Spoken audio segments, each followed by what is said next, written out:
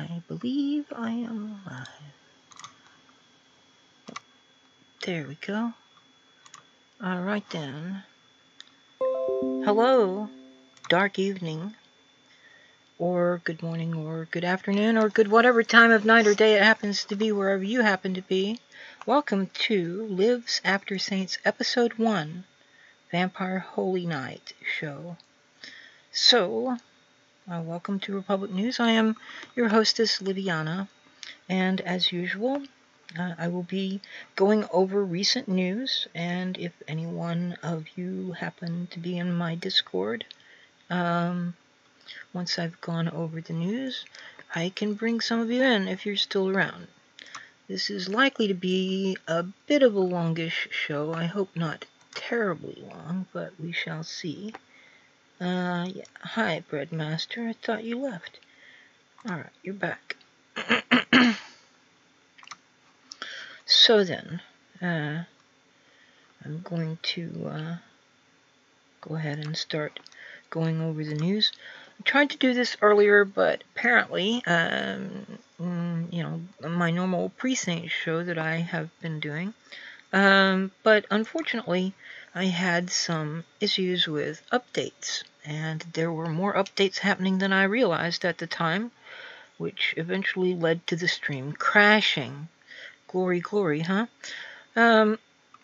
It turns out that not only was my antivirus and internet software, internet security program updating, I was also getting a Windows update, and that required a restart. And it required a restart because everything stopped fucking working. Yay, right? Alright, so I'm just going to dive right into the news here. And the first item that I have on my agenda is an article from The Intercept. Alright, now we're starting to lag here again, but that's about to be fixed, I hope. I'm going to fix this here. Yeah, are we still live? Looks like we are, yeah. Okay, cool. Hello, Prophet, and how are you? Alright, so I'm going to dive in here. The first article I have for the evening comes from The Intercept. It's by David Dayen, published on the 17th of December. Senator Jeff Merkley wants to stop Congress members from insider trading by banning them from owning stocks. I'm not going to read the entirety of the article. In fact, I will read very little of it. But as I ordinarily do, I will include links to everything that I go over here in the video description. I think this one may already be there because, like I said, I tried to do the stream earlier and kaboom. But yeah. So Senator James Inhofe, an Oklahoma Republican, recently elevated to chair the Senate Armed Services Committee after the death of John McCain, was implicated recently in what looked to be an insider trading scandal. A few days after meeting with President Donald Trump and Secretary of Defense Jim Mattis to successfully advocate for a military budget increase, Inhofe purchased between $50,000 and $100,000 of stock in defense contractor Raytheon, which stands to profit from additional defense spending. Inhofe tried to manage the controversy by claiming that a third-party financial advisor handles his stocks and made the purchase without his knowledge.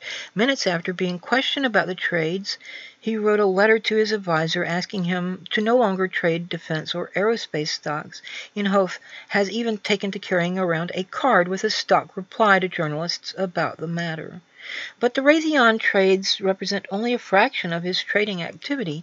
The same day that Inhofe revealed the Raytheon purchase, he also disclosed the sale of between $15,000 and $50,000 worth of stock from Celgene, a biotech firm, along with a similarly sized sale of stock in Aptiv, the auto parts maker formerly known as Delphi. A month earlier, Inhofe revealed trades in General Electric, Salesforce.com, American International Group, XPO Logistics, Albemarle, Intuitive Surgical, and Intellia Therapeutics. There's no way to test Inhofe's claim that a third party manages his stock portfolio, absent a monitor tracking Inhofe 24/7. He could make a phone call or send a message to direct a trade at any time. But it's clear that Inhofe is trading millions of dollars worth of stock a year while voting on legislation that affects public companies. In fact, over the course of 2018, Inhofe has made 57 individual stock trades according to Senate disclosure forms. The value of these trades totals somewhere between $1.72 million and $4.11 million. In 2017, according to Inhofe's annual report, he made another 52 trades. Congress attempted to prevent legislators from insider trading with the 2012 Stock Act, which prohibits members and their staffs from exploiting insider information discovered in the course of policy deliberations. But unlike corporate insiders, members of Congress are not required to establish arm's-length trading plans, nor has the House fully cooperated with efforts by the Securities and Exchange Commission to investigate potential wrongdoing. When compared to corporate insiders, members of Congress are exposed to a much broader array of insider information, which implicates a wide range of companies. Given that members of Congress hold a unique position of public trust, Senators Jeff Merkley, Democrat of Oregon, and Sherrod Brown, Democrat of Ohio, both potential Democratic presidential candidates, want to put a stop to all the trading. Last week, they introduced legislation that would permanently ban members of Congress and senior staff from trading individual stocks. Merkley told The Intercept in an interview, quote, "We should not be in the position of thinking about legislation in the context of personal investment. As long as you own stocks, it's hard to rule out of your mind, and the public sees it as a conflict of interest," end quote. Under the Ban Conflicted Trading Act, all members would have 6 months after enactment to divest their shares. New members would get 6 months from their entry into Congress to divest. Members and senior staff could also opt to transfer stocks to an independent blind trust or hold them for as long as they served in government, as long as they do not sell or buy more stocks. Diversified mutual funds or exchange-traded funds would still be allowed. Merkley questioned whether the Inhofe situation represented a true blind trust. Without assurance that a lawmaker has no role in stock picking, public cynicism over their trading will remain. Merkley said, quote, "You would have to be legitimately 100% blind," end quote.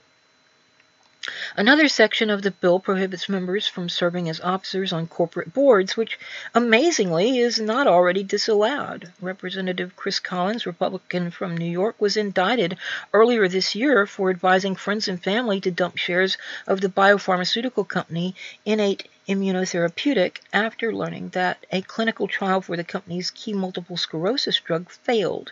Collins knew about the failure before it was public because he sat on the company's board. Currently, Senate ethics rules ban members and staff from serving as board members of publicly traded companies, but House rules do not. Even the Senate rules permit board membership of tax-exempt organizations. Merkley believes codifying into law a full prohibition on members of the House or Senate serving on corporate boards would be beneficial. And this goes on a bit more. I think I've read about half of it now. So, I find this, when I first saw the headline, I thought, that seems a little excessive, Maybe you should only prohibit the Congress critters from owning stocks in industries or corporations that are being affected by some legislation pending before a committee they sit on. That would be, how they would be more likely to get insider information, right? But having read, the article, I have to say I think it's a good bill. As my boyfriend said, Merkman do good. and I'm not kidding. He actually typed it that way. So but yeah. So, let's see here.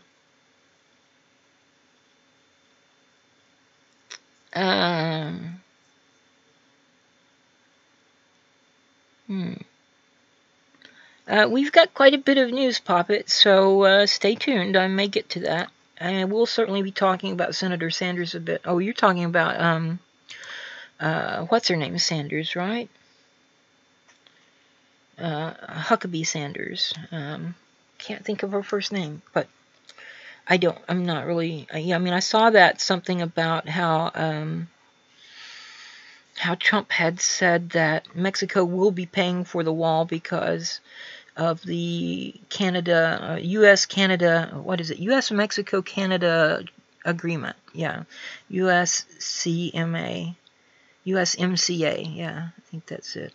I thought it was an interesting name because USMC, United States Marine Corps, and then add the A on the end. So, all right. So, the next article I have, actually, let me see. I want to take a look here at my video description because, yeah, okay. Yeah, we'll go ahead and do the Beto stories.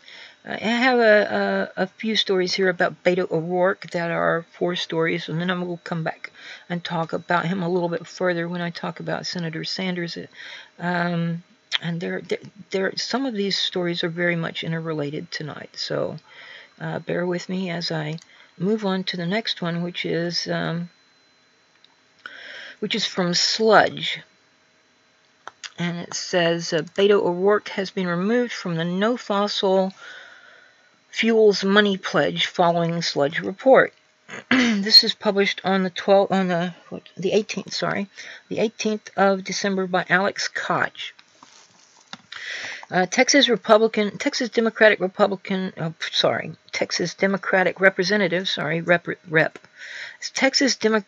Rep Beto O'Rourke has been removed from a pledge he signed to reject large donations from fossil fuel PACs and executives following a recent Sludge investigation of federal campaign finance records.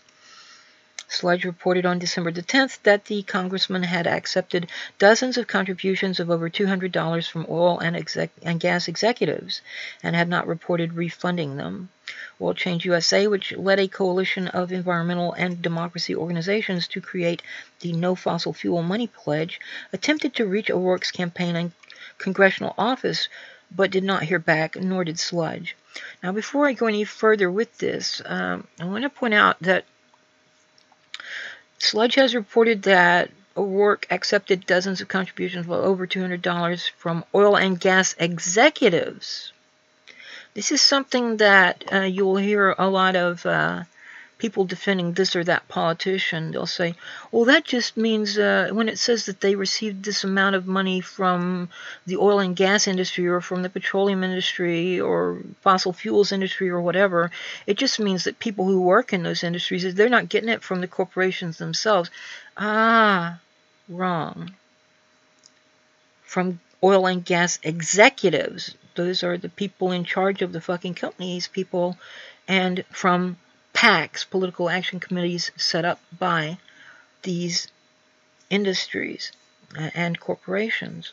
And yes, unfortunately, whether you like to admit it or not, some of these corporations are in fact giving money to political campaigns because, you know, the Citizens United versus the Federal Election Commission case, which came before the Supreme Court, which has now given First Amendment rights, they say, to corporations, and they don't have the limits that individual citizens do. They have limits, of course, but not quite the same low limits that an individual citizen would. For example, if you give, I think it's more than $250 to an individual person's campaign in a given quarter of the year, that person is required by law to turn your name over to the FEC, Federal Elections Commission.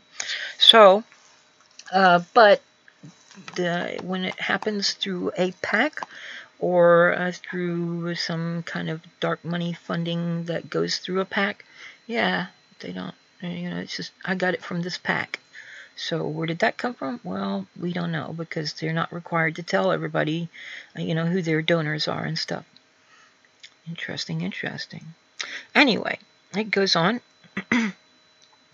David Turnbull, Strategic Communications Director at Oil Change USA, told Sludge on Tuesday that the group had just removed O'Rourke's name from the list of signers. The pledge stipulates that in signing it, quote, a politician and their campaign will adopt a policy to not knowingly accept any contributions over $200 from the PACs, executives, or from groups of fossil fuel companies, companies whose primary business is the extraction, processing, distribution, or sale of oil, gas, or coal, end quote. Turnbull told Sludge that he believes O'Rourke, who signed the pledge in late April, thought the pledge only barred him from accepting oil and gas PAC donations, although the pledge language was clearer at the time. An archived version of the pledge website from days before O'Rourke signed it shows that the pledge used the same language then regarding, quote, PACs, executives, or front groups of fossil fuel companies, end quote, as it does now. Turnbull said, quote, while we are pleased he hasn't taken fossil fuel PAC money, he needs to go further in order to be in compliance with the full No Fossil Fuel Money pledge. We hope to speak with members of Beto's organization to encourage Beto to sign on to the full No Fossil Fuel Money pledge, including rejecting major contributions from top executives of fossil fuel companies, end quote. And, let's see, okay. Evan Weber, maybe, political director of the Sunrise Movement, an environmental activist organization that helped coordinate the pledge and is working with the incoming Representative Alexandria Ocasio-Cortez, Democrat from New York, on an ambitious Green New Deal proposal, told Sludge that the Sunrise Movement has not been in touch with O'Rourke about this issue and that the congressman may have misunderstood the pledge he signed. Weber said, quote, it seems there was a misunderstanding from the O'Rourke camp about the nature of the No Fossil Fuel Money pledge. The No Fossil Fuel Money pledge goes beyond asking candidates to swear off donations from fossil fuel corporate PACs. It also asks them to swear off donations from the lobbyists and CEOs of these companies, because we need politicians to be looking out for our generation's interests, not those of oil and gas CEOs and lobbyists. We hope that if Mr. O'Rourke chooses to run for a higher office again, that he commits to the full No Fossil Fuel Money pledge, end quote. O'Rourke has not signed on to the Green New Deal plan. His press secretary did not immediately respond to a request for comment. The Texas representative is seen as a strong 2020 presidential candidate by many members of the Democratic establishment, and he has been likened to Barack Obama. O'Rourke initially said he would not run for president, but has since indicated he's considering it. So that's all I'm going to read of this article. I think I've read about a third or a fourth of it. It's hard to tell. But yeah, there's actually only a couple more paragraphs. But yeah, that's all I'm going to read of this one, because I have a few more about Beto to read. And let's see, the next one I have comes from Common Dreams. And so it is Beto, We Hardly Knew Ye. It's published on the 18th of December. It doesn't give an author's name that I can see anywhere. It says, news media tell us that Beto O'Rourke has reached the top tier of potential contenders for the 2020 or 2020 Democratic presidential nomination. CNN polls now rank him in third place behind only Joe Biden and Bernie Sanders among likely Iowa caucus goers, as well as among Democrats nationwide. I will point out that CNN has not released the methodology of this poll. So if it were like the one that they did a couple of years ago, where they excluded 18 to 34-year-olds, it's probably not that reliable, and we'll see in a bit that it's probably not that reliable. The article continues, progressives are apt to be enthusiastic about O'Rourke if they don't know much about his record. Yeah, progressives might be, partisan progressives. Inclinations to hop on the Beto bandwagon are understandable. O'Rourke was inspiring this year as he fought to unseat the despicable U.S. Senator Ted Cruz with a campaign that built a broad coalition of Texans while gaining huge small-dollar support from across the country. In late summer, many were thrilled by a video of Beto's response to a question about NFL players kneeling in protest during the national anthem. His ringing defense of dissent in the context of civil rights history was excellent. And this goes on quite a bit longer, but I'm not going to go too. I'm going to skip down a little bit and say released a week ago the much publicized results of a poll that Move On conducted of people on its email list found O'Rourke in first place, neck and neck with Joe Biden and Bernie Sanders. Media spin intensified, portraying Beto as a challenge to Bernie. And this goes on. I will point out on this that many progressives, modern progressives, not progressive Democrats or partisan progressives, left Move On's email list a couple of years ago because they were, and I was, alienated by some of the things that were coming out of Move On. And so I have another article about Beto, this one from also from Common Dreams, and it says, challenging 2020 hype, analysis of Beto's voting record shows Texas Democrat often sided with Trump and GOP. This is from the 20th, so yesterday-ish. I guess it's after midnight here now, so yeah. Again, no author name given that I can find, at least not in this PDF file. It might be on the original article page, but I'm not going to open it because it tends to bother my streaming. After brushing aside the frenzied 2020 presidential hype and closely scrutinizing the public voting record of outgoing Representative Beto O'Rourke, Democrat from Texas, Capital and Maine investigative journalist David Sirota published a detailed analysis on Thursday showing that the Texas congressman frequently voted to advance President Donald Trump and the GOP's right-wing agenda during his 3 terms in the House. Sirota wrote in his report, which was co-published by The Guardian. It's also co-published by Newsweek, I will point out, because I'm going to be looking at this article next. But Sirota wrote in his report, which was co-published by The Guardian and Newsweek, quote, amid persistently high economic inequality and a climate change crisis, O'Rourke has voted for GOP bills that his fellow Democratic lawmakers said reinforced Republicans' tax agenda, chipped away at the Affordable Care Act, weakened Wall Street regulations, boosted the fossil fuel industry, and bolstered Trump's immigration policy, end quote. This goes on, and it starts to break down the voting record. It has a few tweets and some other, bullet points and nifty stuff. So, again, the article link will be in the video description if you would like to see the full thing. And now moving on to what David Sirota did in his report. This is from Capital in Maine, and it's called Beto versus Democrats. Texas lawmaker frequently voted for or with Trump and GOP. This is from Thursday, the 20th of December, by David Sirota, co-published by The Guardian and Newsweek. I'm looking at it on the Capital and Mail site, or my PDF thereof anyway. And we've got a nice grinning Beto O'Rourke sitting here shaking hands. Bet he has a firm handshake, as I think it was Jimmy Dore said. And a rising Democratic star, trademark there for Peter Douche.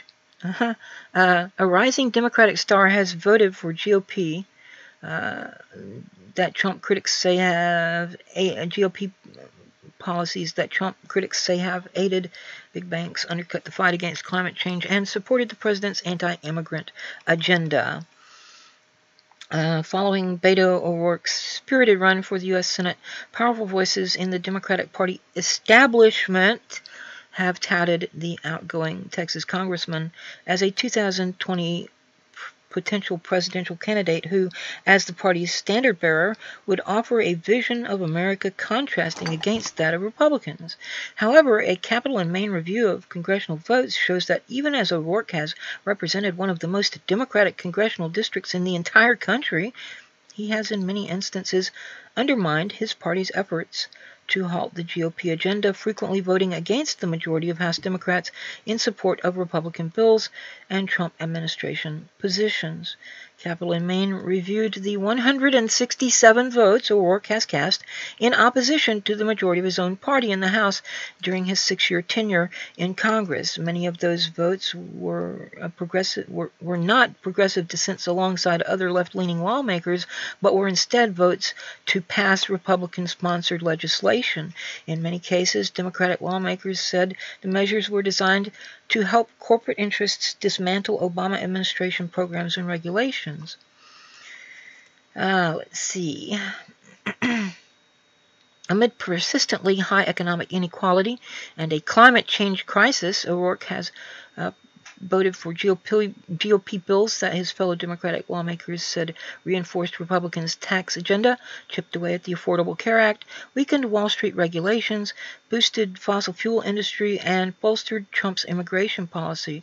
Consumer, environmental, public, and civil rights organizations have cast legislation backed by O'Rourke as aiding big business undermining the fight against big petroleum, undermining the fight against climate change, and supporting Trump's anti-immigrant agenda. During the previous administration, President Barack Obama's White House issued a statement slamming 2 GOP bills backed by the 46-year-old Democratic legislator. And this goes on. His votes for Republican tax, trade, health care, criminal justice, and immigration-related legislation not only defied his national party, but also at times put him at odds with a majority of Texas Democratic lawmakers in Congress. Such votes underscore his membership in the New Democrat Coalition, the faction of House Democrats most closely aligned with business interests. The New Democrat Coalition is a sort of newish manifestation of the so-called Third Way Democrats, the Clintonite wing of the party, as it has been called, and is like the Democratic Leadership Council, which famously was Bill Clinton's big thing. I'm going to speak about this just a bit. But first, let me get to... O'Rourke did not respond to Capitol and Maine's questions about his votes.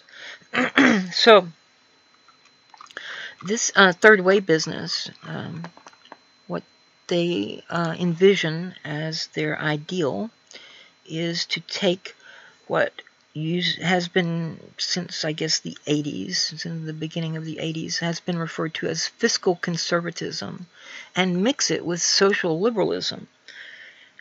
Although, however, I will say that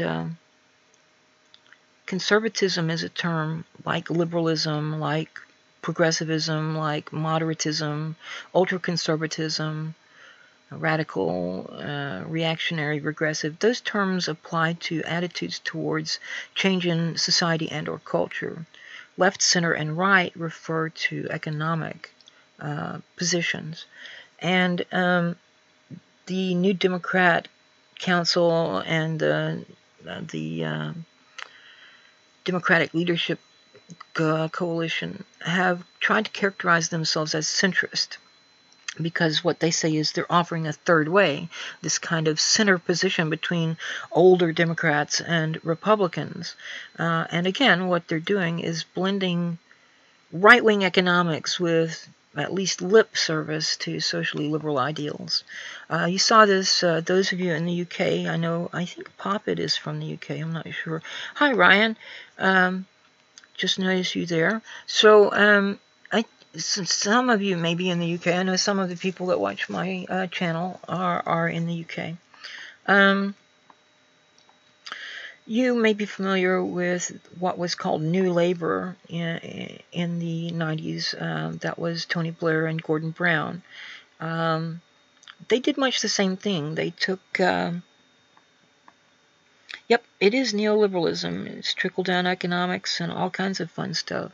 So what neoliberalism is a form of corporatism, which is an extreme right-wing economic position. It's a sibling to fascism, which is another type of corporatism. And there are many rhetorical differences between neoliberalism and fascism. One of the big ones is that the neoliberals openly admit to being globalist, corporate globalist, global corporatists, whatever you want to call them. Whereas the fascists have typically talked in nationalistic terms. But in practice, once the fascists are in power, then they start invading their neighbors and conquering them and just generally being imperialistic and sometimes have designs on world conquest, so they talk about nationalism, but that's another case of fascist rhetoric not matching their deeds. And you can see this among the neoliberals. You can see it among all politicians, really. But certainly fascism is characterized by certain rhetorical appeals that they don't necessarily actually believe in or follow through with. Among them are appeal to patriotism. Not that they're necessarily patriotic themselves, but they appeal to the patriotism or patriotism of the people to get in power. They appeal to traditional values. You've seen countless examples of guardians of decency in the United States over the past 40 years who've been exposed repeatedly as hypocrites because, Jim Baker getting caught with a prostitute. Jim Baker was the one who shagged the church secretary. Jimmy Swaggart is the one who was caught with the prostitute. And we have numerous other examples. The Republican anti-gay guy who, elected official who was caught, shaking his foot under the wall of the stall in the public men's room, and when that didn't seem to work, he even leaned over and waved his hand, trying to get the attention of the person in the next stall, which is apparently, a way that people solicit anonymous gay sex in public men's rooms. There was the guy that was married to Jerry Ryan, the actress who played Seven of Nine on Star Trek Voyager, who had an affair with the nanny, and he was a big family values Republican. If you know anything about Weimar Germany and the early period of Nazi Germany, you know about the rather interesting cabaret scene in Berlin, where there was all kinds of let's just say, not exactly traditional values, sexuality and gender expression and so forth going on. There are countless photographs which were collected by a guy recently of Nazi soldiers in drag, and the guy that collected these was trying to suggest that maybe some of these people were trans, and then there were other people replying to that and saying maybe they were just cross-dressers, and then other people saying maybe they, and there were a lot of different speculations. But anyway, the point is, they make these rhetorical appeals. And I have quoted Machiavelli on many occasions as pointing out that the great majority of mankind is satisfied with appearance as if it were reality, and is more often moved by the things which seem than by the things which are. This is from Niccolo Machiavelli's commentaries on the first 10 books of Titus Livius.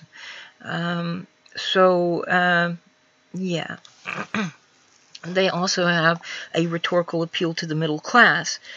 We're going to stand up for the middle class, and then they don't. They stand up for the wealthy, because they aspire to be wealthy themselves in most cases. Now, and again, what do we see with the conservatives? This has been going on since the 80s, at least, in the United States.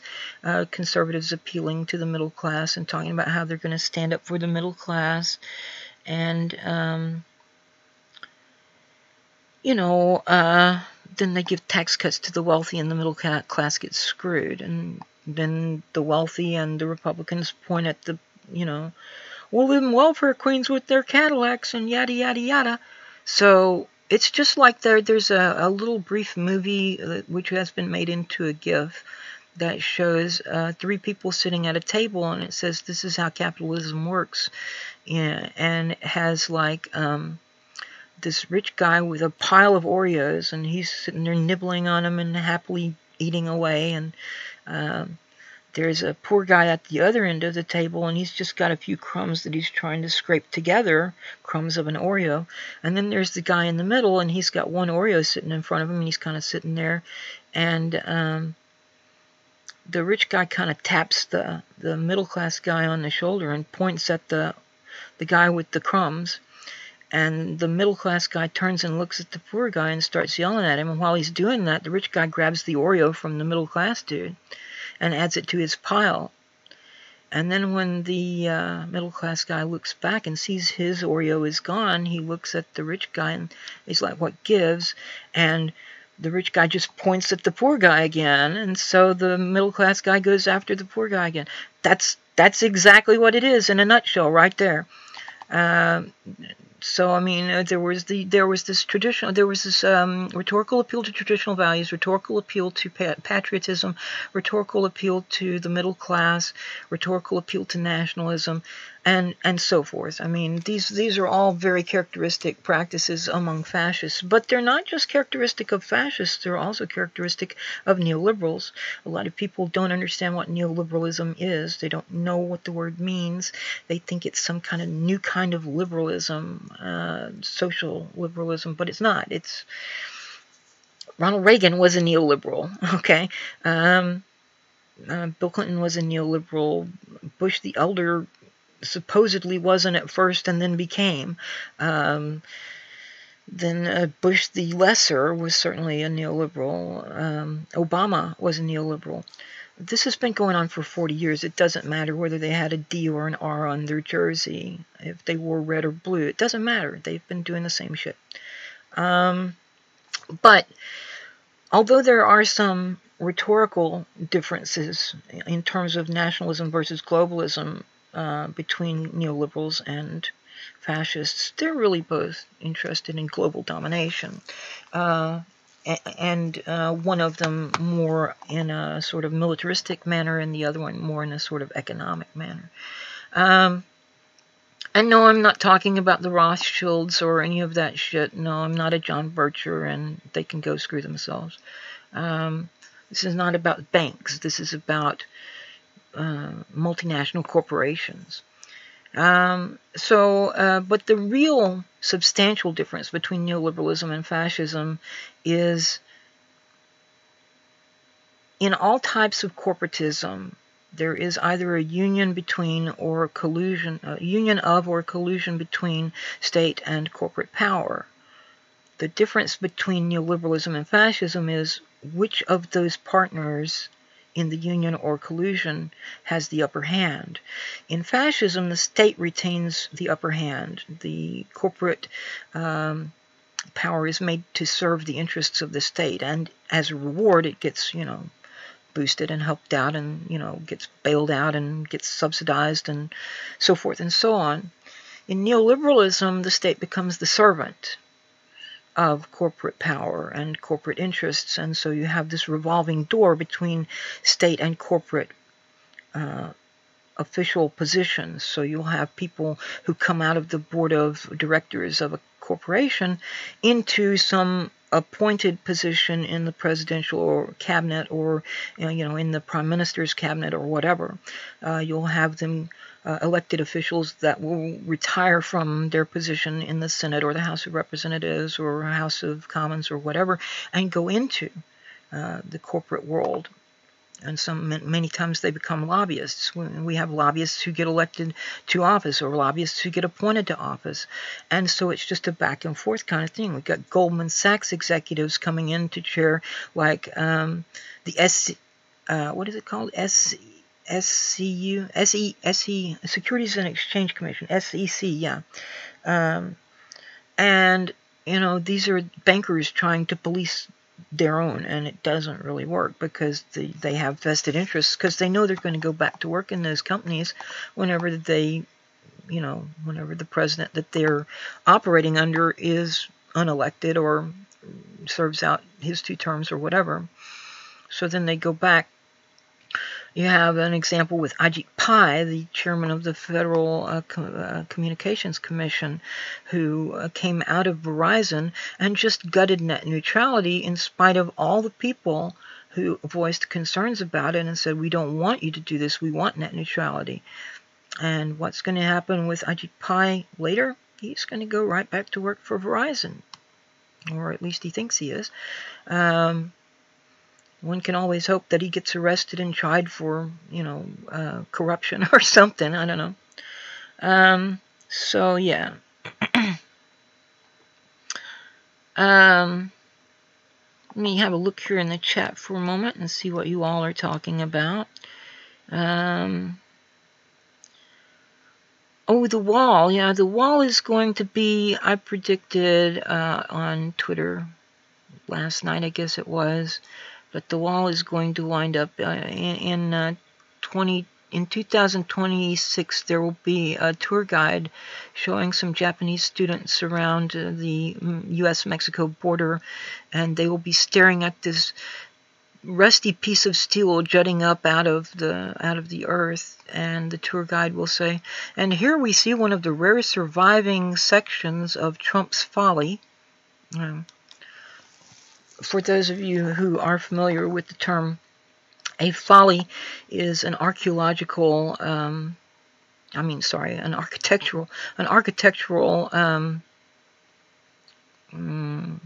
not really sure how to describe it, foible. It's a thing that people build for their vanity, basically. And, there would be a lot of people that would build like pavilions and gazebo type structures that were in the fashion of neoclassical architecture and so forth in Victorian era gardens, and that was true in both the UK and the United States. There was a president of a college in the United States who had what he called his ravine beautification project. Now the ravine was at that point in time, there was a small creek that ran through the ravine and was a tributary into the river, which this school was built on the banks of the river. Well, every time there would be flooding in the mountains, the river would flood and it would back up into the ravine. So the ravine separated the north and south, north and main campus, I guess, on this school campus. And so there was a bridge that went across it. It was rather high up, and it had to be because there would be times when the flooding was serious enough that it almost got up to the bridge. But yeah, so anyway, the ravine beautification project was abandoned eventually. Either the structures were destroyed or washed away, I don't know. But they called it after that guy's name, his folly. Phelps, I think was his name, Phelps's Folly. And so, yeah, it's kind of a structure erected to someone's vanity to prove how butch they are or whatever, I don't know. So, yeah, I'm calling the wall Trump's Folly. Let's see. So Poppet says the wall is now going to be an 8-foot tall fence, as a 20-foot reinforced concrete wall would need constant maintenance due to the Mexican border being an earthquake zone. Any attempt to cry conspiracy is hilarious, since the Koch brothers made their wealth creating the Russian oil industry for Joseph Stalin. But this guy, who is the second best option for 2020, the best being Ojeda, who would eat Trump for breakfast. Ojeda he's got some appeal to him for sure. Saying that he would prefer to see Bernie as vice president, and Ojeda is a real working man's man as well as being a war hero.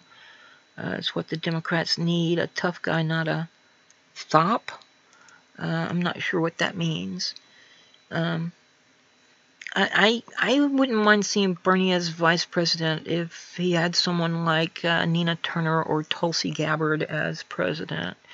Or then again, I could see him running with Tim Canova, but if he did that, they would have to run on the independent ticket, I suspect, because Tim is I think he's done with the Democrats. He's fed up with their shenanigans, and I don't blame him, not one bit. So let's see. Hey, now Jimmy Dore is right, man. I mean, he's not right about everything. I disagree with him occasionally, but yeah, I tend to agree with him quite a lot. And yes, Tony Blair did talk about the third way. He was the person who turned the Labour Party into what was called Tory Light, and I guess it's still called that in some circles. I'm not a Marxist either. I am a cooperative Commonwealth socialist. Let's see. Germany in the south is mostly Catholic. In the north, it's mostly Lutheran and evangelical. They have a sect up there called the Free Evangelical Union. I don't know what it was called during the Weimar Republic or Nazi period, but yeah, they have a Free Evangelical Union, which is basically their version of Baptists. Yeah, all kinds of scandals, corruption, bribery, sexual deviance throughout Tory government in the UK and Republican government in the United States. Now, neoconservatives, the thing about neoconservatives is there was a time when they were first formed back in the mid-70s when the term neoconservatism meant quite a bit more than it does now, because it had a lot of extraneous crap attached to it, including a lot of religious baggage. Nowadays, it's just foreign policy, and it still retains this kind of Israel no matter what. We got to support Israel no matter what they do. But apart from that, the kind of religious overtones have faded away, and now it's just this thing of let's go around and stick our noses in everybody's business and interfere and be imperialists, because we're creating a dystopia through neoliberalism, so we've got to have this neoconservatism to balance it out, because war always ends in depression or a recession or averts or whatever. Except for one thing, neoliberalism says the surfaces of the world's economy are movable, and what that means in ordinary language for you and me is that yeah, sure, you can move your factory to a third world country and turn it into a sweatshop so you can avoid environmental regulations and workers' compensation for injury on the job and minimum wage and overtime and 40-hour work week and all that stuff. Yeah, sure, go for it. And you can make more money that way. Well, so they move all their factories overseas, and now going to war isn't going to boost the American economy because it's not going to put everybody back to work like it did in World War II.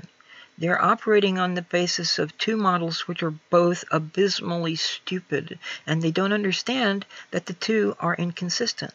And you get both neoconservatism and neoliberalism from both Democrats and Republicans. They're both eaten up with both of those positions, and they don't see the contradiction because they're stupid, frankly.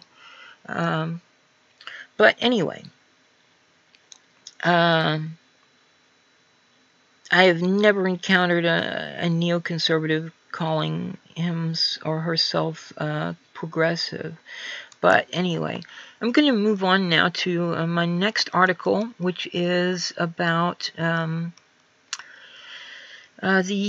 big tech's reckoning. Let me see. I think I've got that in. I know it didn't ever take. I was going to put it in here, and it didn't manage to get in here before the crash, I guess. So I'll have to add it.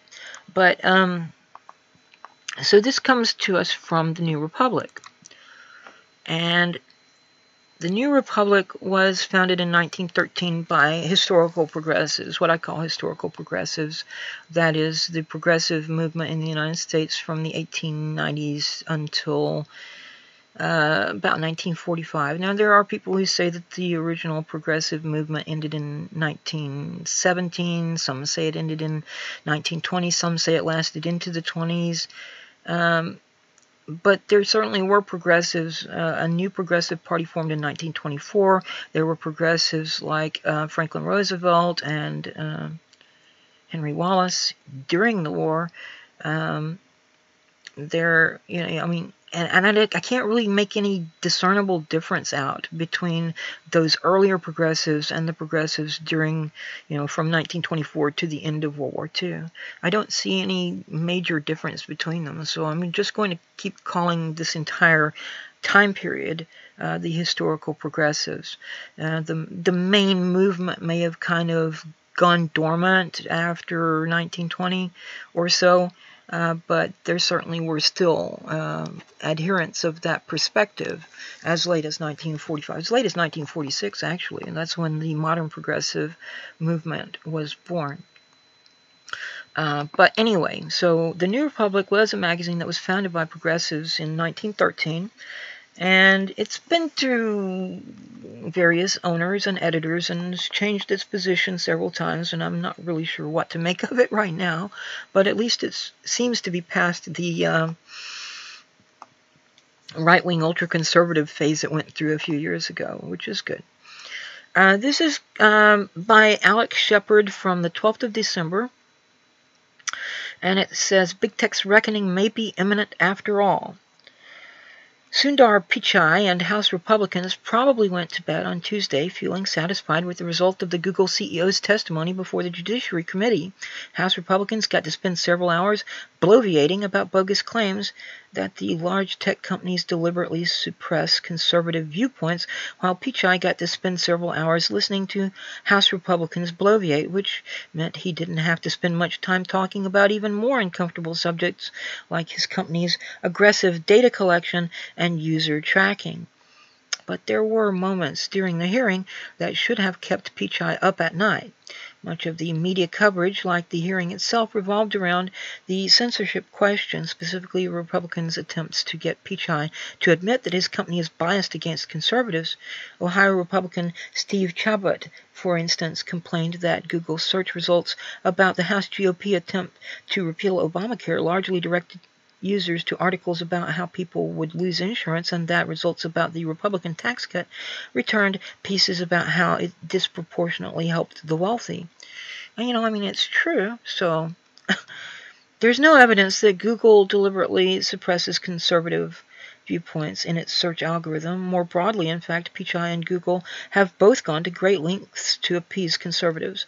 Regardless, the censorship question, while undoubtedly a PR headache for Google, is not an existential threat. Government scrutiny is. Not every Republican on the Judiciary Committee spent their entire time catering to Fox News and conservative talk radio. Several also asked pointed questions about the company's data collection and privacy efforts, suggesting that there is finally bipartisan momentum for meaningful regulation of Google, Facebook, and Amazon. With Democrats poised to take charge of the Judiciary Committee, at which point the censorship allegations will fade from prominence in policy discussions, Big Tech's long-predicted reckoning may well be near. And it goes on. Let me see what else we got here. Yeah. Okay, so House Majority Leader Kevin McCarthy said at the start of the hearing, quote, according to the Wall Street Journal, 90% of all searches go through Google. That is power. It comes with responsibility, end quote. McCarthy appeared to be suggesting that Google's dominance was bad in part because it was being used to suppress conservative voices. Still, committee chairman Bob Goodlatte picked up the baton saying, quote, most Americans have no idea the sheer volume of detailed information, end quote, being swept up by the search engine's data collection efforts, which, quote, would make the NSA blush, end quote. So this goes on for a bit. It talks about some other matters. I will say there is some censorship going on. It's not coming strictly from Google, although I think YouTube is part of it, and certainly YouTube is owned by Google, or by Alphabet, as it's called now, which owns Google. But the censorship is not directed particularly at conservatives or right-wingers, which are not the same thing, technically speaking, although the terms are now used interchangeably because people are stupid and think in one dimension instead of 2 or 3 or 4 or 27 or, whatever. This is one of my pet peeves, this one-dimensional single line continuum that goes from left to right with center in the middle and equates left with liberal and right with conservative and center with moderate. They're not the same. They're not the same axis, guys. Seriously. We're talking about apples and oranges here. But anyway, from what I've seen, it's not conservative voices or right-wing voices that are being censored. It's anti-establishment voices, and especially anti-war voices. We saw Occupy London got its Facebook page shut down. We saw Telesur English got its Facebook page shut down. We saw Policing the Police and Cop Watch. And let's see, what else was... Oh, I said Occupy London, didn't I? Yeah.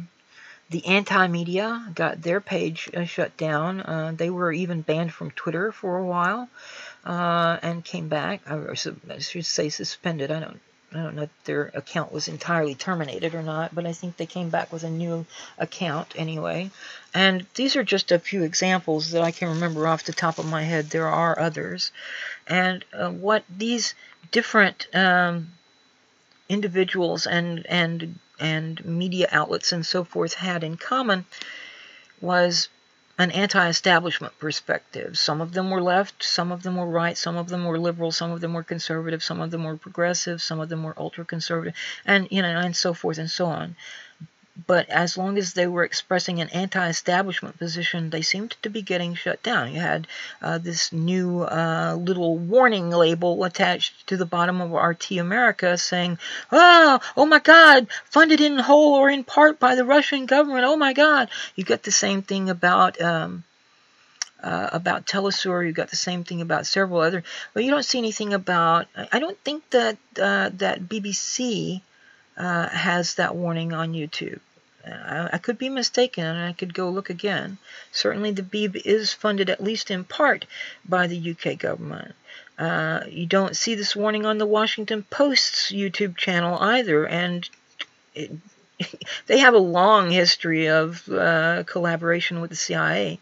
In fact, the owner of the Washington Post, Jeff Bezos, the owner of Amazon, has a $600 million... $600 million? Yeah, $600 million contract with the CIA.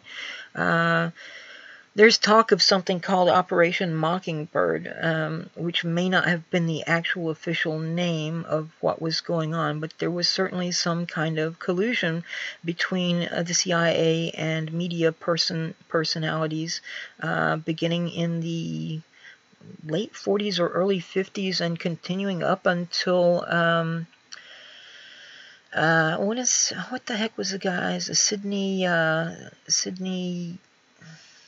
shit, I can't remember his name. Anyway, he published his expose about it all in Rolling Stone, and he was, at the time, a Washington Post reporter, and I think he had just quit or something like that, but he quit in protest, basically, over this kind of Washington Post pushing CIA propaganda, basically. And so this has been going on for quite some time. And supposedly this was no more, and the only reference to Project Mockingbird, there's no Operation Mockingbird, but Project Mockingbird is mentioned in congressional hearings, I think from the Church Committee, and it seems to indicate that there were only a couple of journalists and they were doing something else entirely and not spreading propaganda. But, I'll take the word of this guy and several other people who have been involved in the industry of journalism and come out and talked about CIA interference and meddling and pushing of certain stories and so forth.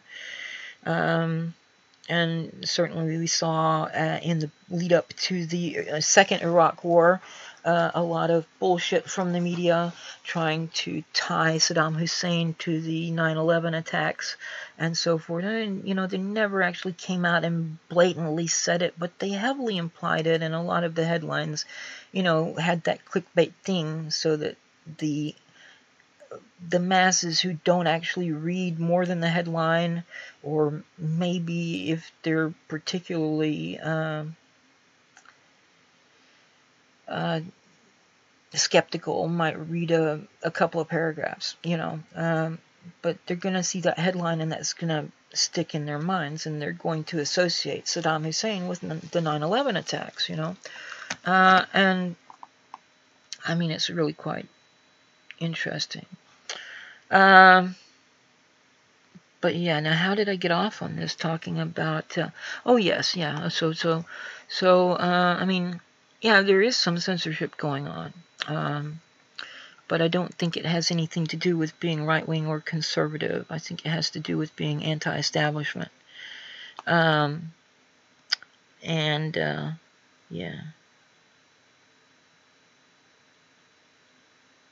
So let's see. Yes, that was, what was that called? Confessions of a Dangerous Mind. That was Chuck Barrett's. He was the host of the Gong Show on American television, and he wrote a supposed autobiography in which he claimed that he was a hitman for the CIA during the time that he was working as the host of the Gong Show. And so there's a lot of, no he wasn't, yes he was, no he wasn't, yes he was kind of stuff going on. And I don't know that there's any kind of official, in fact I don't think there is any kind of official confirmation of that. The CIA doesn't usually, as a matter of policy, out its officers and former officers, or agents, as civilians would call them. And I should say they are civilians too, because one of the big differences between the OSS and the CIA was that the OSS was under the direction of the Department of Defense, which is military, whereas the CIA is not. It's a civilian intelligence organization. And that makes it a little more dangerous, because, if you're a soldier, you have instilled in you certain values, like a civilian target is an impermissible target, and you should have intestinal fortitude, which means having guts enough to disobey an unjust order and report the person who gave the order up the chain of command, and things like that. And also you have this kind of camaraderie with the other soldiers that are going to be sent into battle as a result of faulty intelligence that you spew. If you don't really give a shit because you yourself are not military, then hey, I think that the OSS, being a military kind of organization, not everybody that was in OSS was in the military. For example, Hedy Lamarr, the actress, was not a soldier. She was an actress, but she was a brilliant mathematician and helped to design the technology which gave us Wi-Fi and computers. So thanks, Hedy, for giving us this wonderful contraption called the internet, or contributing to us getting it anyway. But yeah, I think that having that under the control of the Department of Defense and largely made up of military personnel was kind of a safeguard against, being shoddy with your intel analysis and so forth. Yeah. Alex Jones is a Russian agent? Nah, I don't think so. Alex Jones is an actor. He has stated before that he's playing a role, that he is trying to portray one of the kind of talk radio, right-wing, nutjob type, personalities. And so it's doubly interesting that he has been deplatformed on all these social media platforms. And really, honestly, watch the guy. How could anybody take him seriously? I mean, I know a lot of people do, but seriously, he is a buffoon. And I mean, it's obvious that he's a buffoon. he is an actor. He's not, I don't think he believes maybe any of the shit he spews. But I mean, yeah, I don't know. Yeah. Okay, so I'm going to move on to the next article here, and as I said, we are going to talk about Bernie Sanders, and we're going to talk a little bit more about Beto O'Rourke, and yeah, so talking about the Green New Deal earlier, we're going to talk a little bit more about that as well. I have no idea how long this show is going to last because I don't have a time limit now that I'm not a pre-show for the YouTube Saints because I had to end my show before they started theirs. I didn't have to, but I usually did. There was one time I went a little bit over and got into their time slot. Nothing was said about it. You know. So, but yeah, I don't have a time limit tonight. I can go till, you know, YouTube freaks out on me or whatever. Let's see. My next article is from Politico, and it says Bernie tops progressive straw poll. So, you know, all this hype about the CNN poll and the MoveOn.org poll about how Beto is, Beto, fuck. No, we've got a progressive straw poll here. This is, let's see, is there a date on this? Yes, the 18th. It's by David Siders. 18th of December, 2018. Senator Bernie Sanders, independent from Vermont, tops the first 2020 straw poll by the Progressive Political Action Committee Democracy for America by a wide margin, followed by former Vice President Joe Biden and Representative Beto O'Rourke, Democrat of Texas. Senator Elizabeth Warren, meanwhile, has seen her stock slide among the group's members, according to the poll released Tuesday and obtained first by Politico. The Massachusetts Democrat, whose success in similar polling 4 years ago propelled DFA to help organize a massive but ultimately unsuccessful effort to draft her into the 2016 presidential campaign, was running fourth. The straw poll is more significant as a sign of organizational support than as a measure of public opinion. DFA boasts more than 1 million members, and after shifting its support from Warren to Sanders in 2016, it played an instrumental role in his unsuccessful presidential campaign. But in the run-up to 2020, even as Warren and Sanders mull presidential bids, the poll reflects uncertainty on the left about a progressive standard bearer. Leading the field was Sanders with 30% support. He was followed by Biden at 15% and O'Rourke at 12%. Warren and Senator Kamala Harris, Democrat of California, received 8% and 7% respectively. No other potential candidate received more than 4%. I do not know why anyone would imagine Joe Biden or Beto O'Rourke or Elizabeth Warren or Kamala Harris were progressive, honestly. Kamala Harris is mini Hillary, basically, like mini me.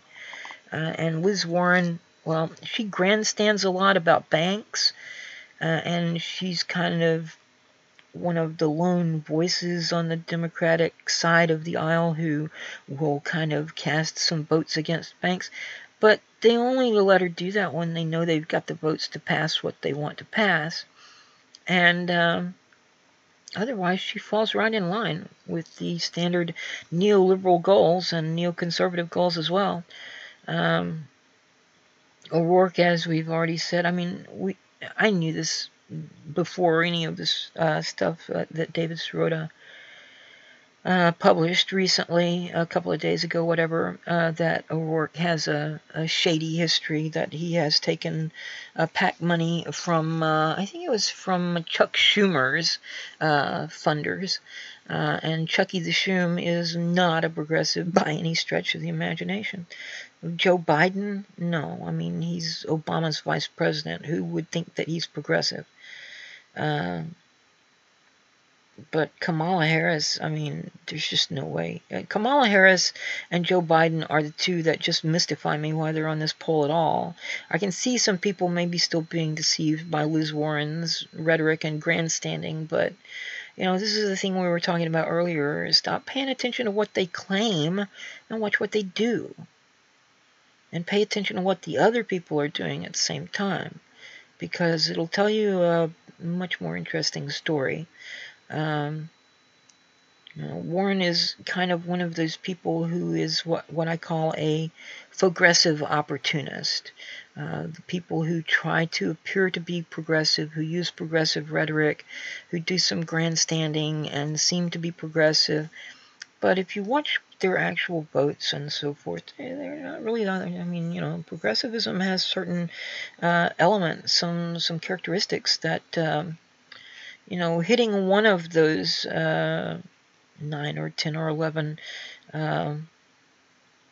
characteristics doesn't make you a progressive. It means that you have one progressive viewpoint, if even that. And like I'm saying, I don't know that she actually stands for those things so much as she is using them as a means of appealing to progressives for campaign contributions and campaign work and votes.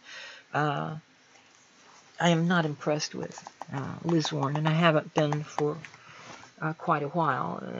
When she would not endorse Senator Sanders in his presidential bid, I knew something was up, and then she waited until she was pretty sure Hillary was going to win, and she endorsed Hillary, and then there they are together on the stage, and Warren has this ridiculous grin on her face, and they've got their hands raised and their hands clasped together, and it's like, oh, she thinks she's going to be Hillary's pick for vice president. Well, I don't think Hillary's going to pick her for vice president since she's thrown Hillary under the bus several times publicly, so, I mean, she was the one talking about how Hillary said such and so before she became a senator, and then she went and met with these people, and they gave her some money, and then she changed her view, and, well, I think that had an influence on her, the money that she got from them. Well, no shit, it had some influence on her, Liz. God damn.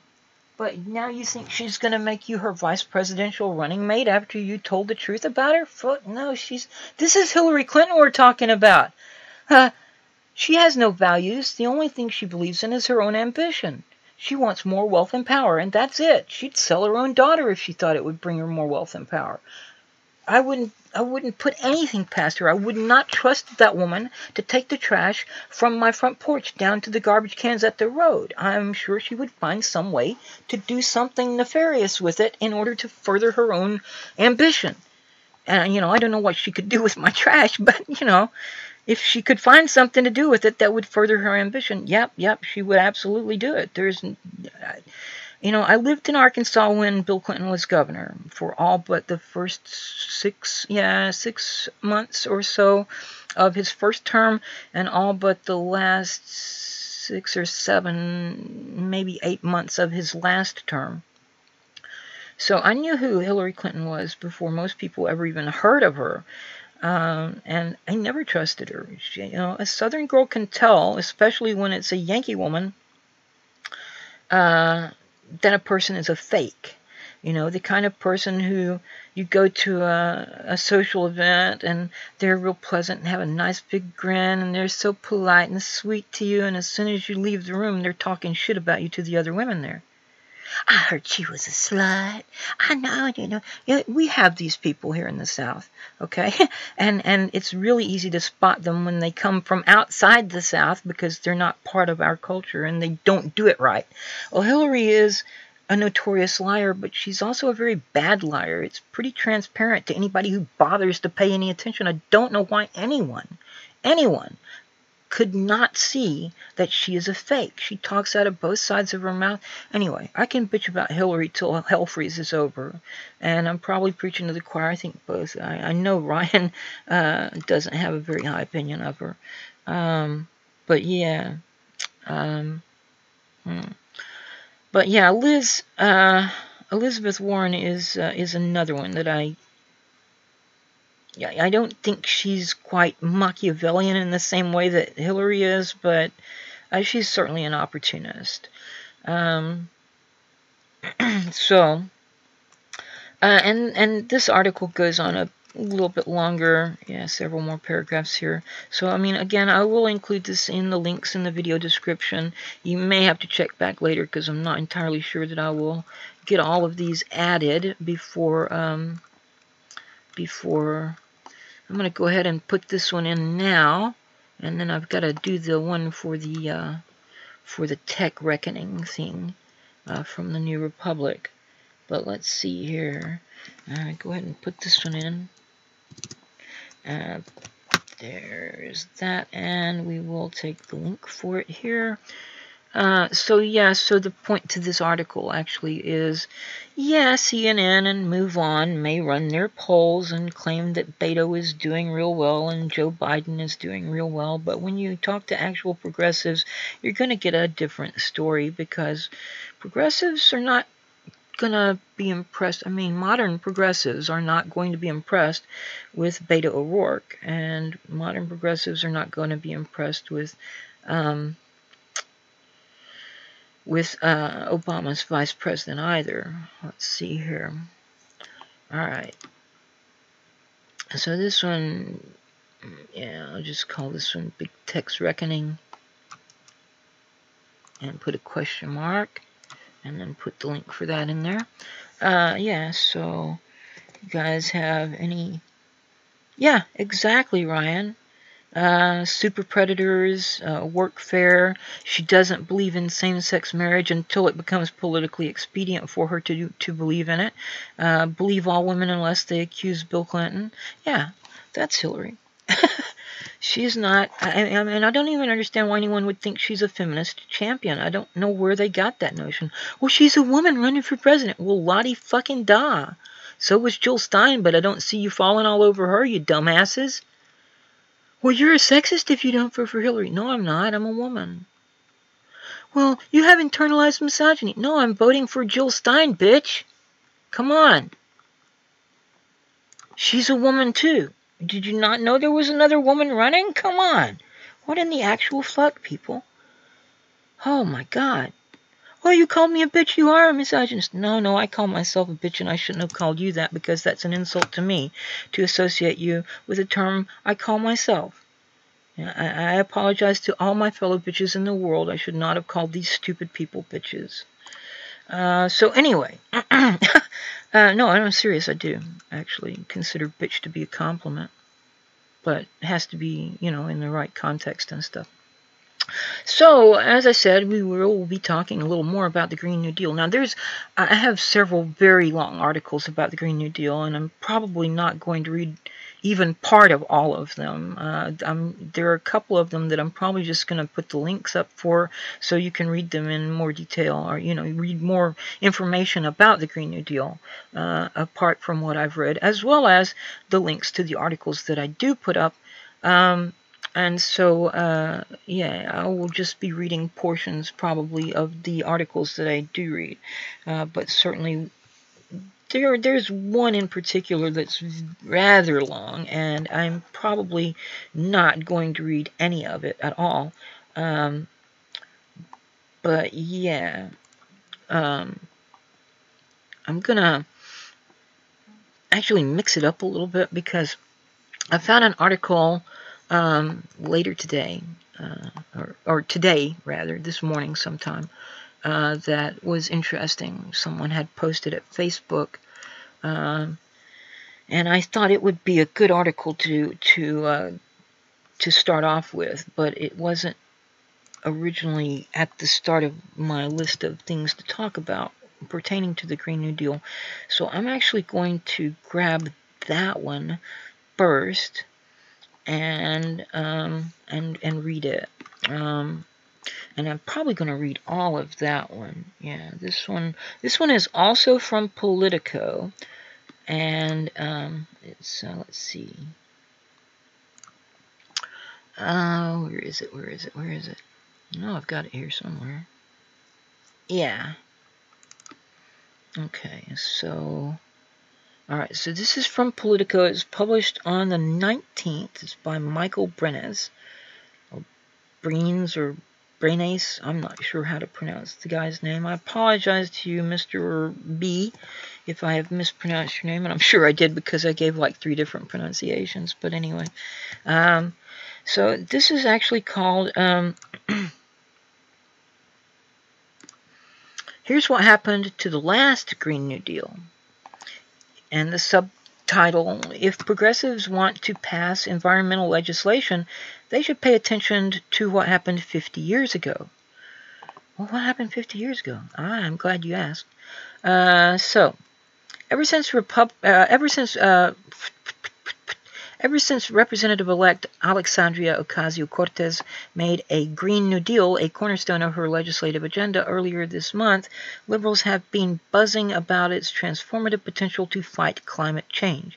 Some even view the comprehensive package of federal planning and jobs programs designed to tackle emissions, pollution, and environmental decay as a progressive panacea, a strategy to roll back President Donald Trump's climate policies, or lack thereof, and economic inequality, and win elections in 2020 and beyond. Let's see. Ocasio-Cortez said alongside Senator Bernie Sanders recently, quote, "This is going to be the New Deal, the Great Society, the moonshot, the civil rights movement of our generation," end quote. Over the last month, a number of lawmakers, including presidential aspirants like Cory Booker, there's another progressive opportunist, by the way, have been pressured by activists to endorse the program. The Green New Deal, while ambitious, is smart politics. Let's see. Here's I go. By branding proposals for carbon emission caps, infrastructure investments to adapt to the already changing climate, and federal job creation to satisfy those and other environmental objectives, all as a Green New Deal, Ocasio-Cortez, Sanders, and other proponents have made the unprecedented seem familiar, wedding the party's success of the 20th century to its future in the 21st. Indeed, they have aligned their agenda by name with a time when outsized aspirations for reform were commonplace in the Democratic Party. Like so many of the left's big policy ideas today, from a federal job guarantee to Medicare for all, the Green New Deal is not new. In fact, Democrats first attempted a jobs program focused on the environment in the early 1960s. They didn't call it a Green New Deal. It failed due to the same kinds of issues that plague Democrats now: intra-party rivalries, ideological divisions, and deep-rooted corporate interests in the party. If today's progressives seek to capture both public and congressional support for environmental reform, they should heed this history. The initial effort to realize what's now stylized as a Green New Deal was proposed in the early 1960s by the Democratic senator from South Dakota and future presidential candidate George McGovern. Yay! McGovern was the first elected to the Senate in 1962 with grand designs to remake America's role at home and abroad. Captivated by President Dwight D. Eisenhower's warning of the military-industrial complex in 1961, I think it was 1960, right? 1961? I think he made that speech as his last public speech as president, which would have been in 1960. Well, it might have been in 61, I'm not sure. Anyway, McGovern argued that the nation's federal defense budget was akin to a New Deal program run amok. He described the Pentagon as a, quote, gigantic WPA, end quote. For those that don't know, WPA was Works Progress Administration. That was a part of the New Deal.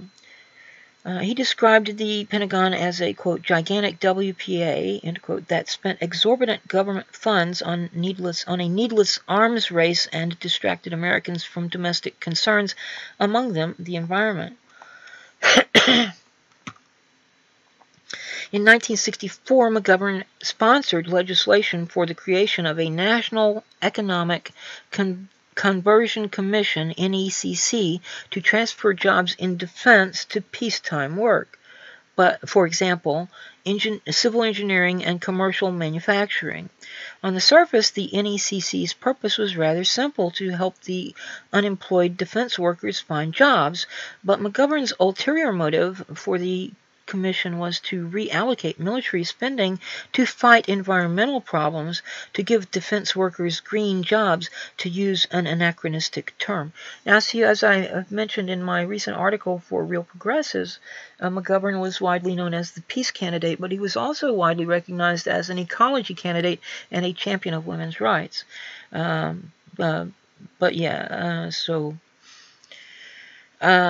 Yeah, I mean, he was certainly known as an ecology candidate. One of the campaign buttons that he used actually featured the ecology symbol. That was I think, in 1972 in his presidential run then. I had an ecology lunchbox with the ecology flag on it back in the 70s when I was in elementary school.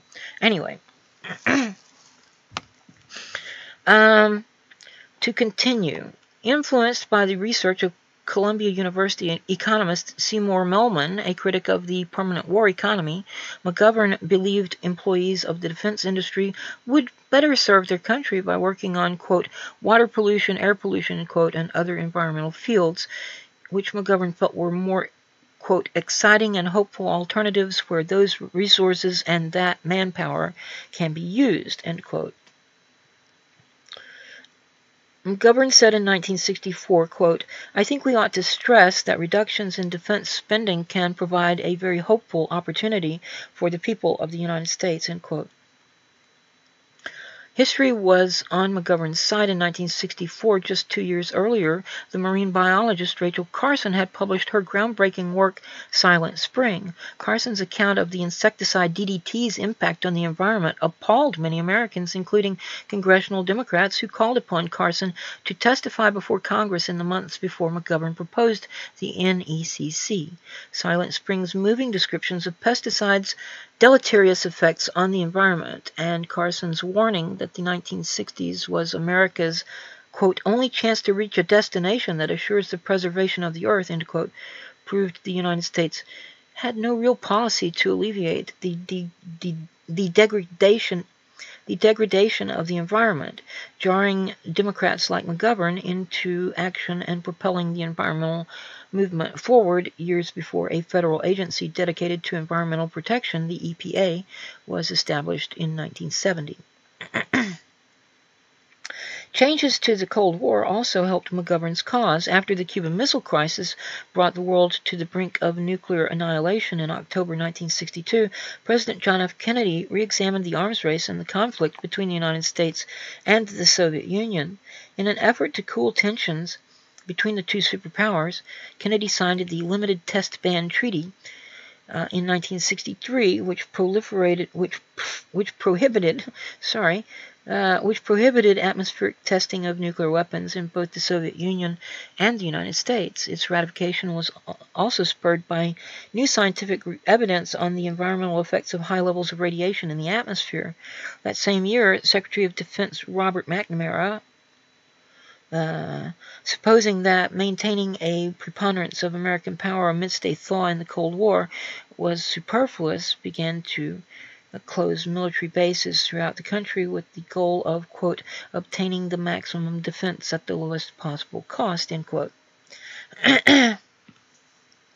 None of this meant passing his environmental project would be easy.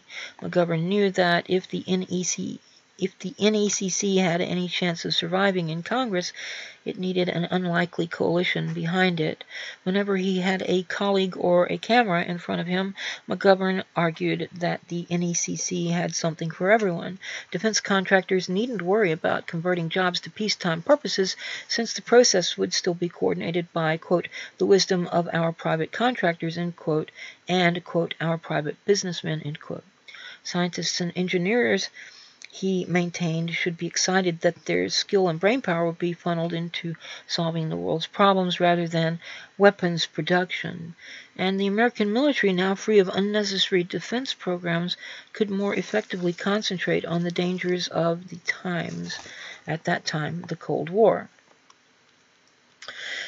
At first, McGovern's message had some appeal. In Washington, D.C., Deputy Secretary of Defense Cyrus Vance liked the prospect of saving on defense while continuing to provide long-term support to the industry's employees, and Cold Warriors like Democrat Hubert Humphrey, while adamant that the United States did not have a war economy, thought the commission a vital first step in providing government funds to, quote, meet broad public needs, air and water pollution, urban transport, providing adequate water supply, and other conservation of natural resources for a growing population, end quote.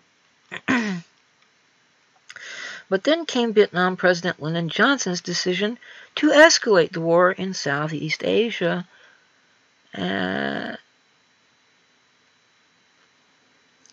Derailed McGovern's vision. Whereas in 1963 the world seemed at the precipice of a new era in the Cold War, Vietnam revived ideological tensions between democratic proponents and opponents of Cold War foreign policy.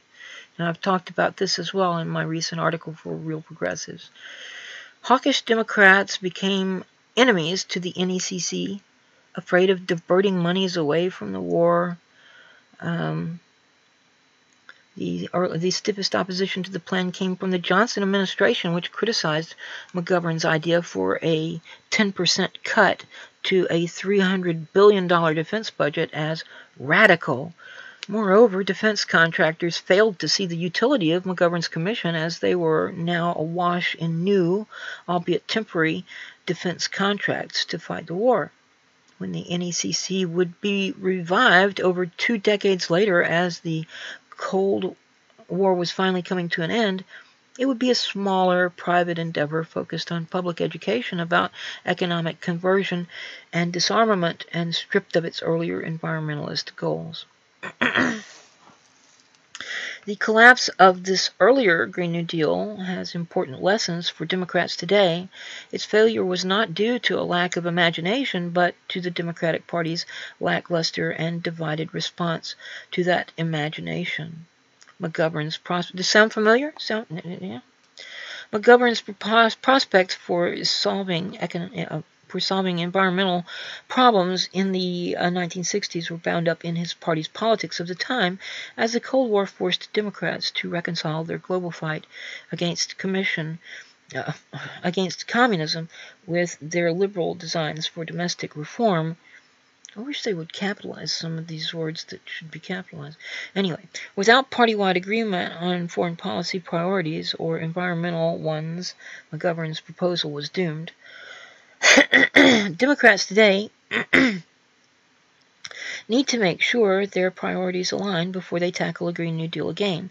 But even though the climate has become an increasingly partisan issue over the past few decades, mustering a progressive coalition might actually prove easier than it was 50 years ago. Democrats now universally embrace climate change as science and as existential threat, and a coalition of business interests, activists, scientists, and politicians see the urgency of the issue and are looking for ways to collaborate. It might even be possible to reallocate defense spending for the new project, as McGovern attempted half a century ago. After all, it is not the 1960s anymore, and the funding for a massive social program would need to come from somewhere. We'll get to that, don't worry. We will definitely get to that. However, should this be the strategy once again, the Democratic Party would be better off this time presenting a Green New Deal as compatible with and integral to their foreign policy agenda, one that, for example, de-emphasizes militarism and redirects excessive defense spending rather than separate from or opposed to it. After all, if a Green New Deal is to ever happen, and it likely couldn't until at least post-2020 because of the extent of modern partisanship, Democrats would need to be united this time and firm in their commitment to its bold agenda and its place in their broader platform. And Michael Brenes is the senior archivist for American diplomacy and lecturer in global affairs at Yale University, currently finishing a book on Lyndon Johnson and Hubert Humphrey. That might be very interesting. Might be a very interesting book indeed. So anyway, I'm going to pause and see what you all are talking about out in the external text chat before I move on to the next article, which will also be about the Green New Deal. So I'm going to take a sip of my Pepsi as well to hopefully help my parched throat, which is beginning to be a bit sore.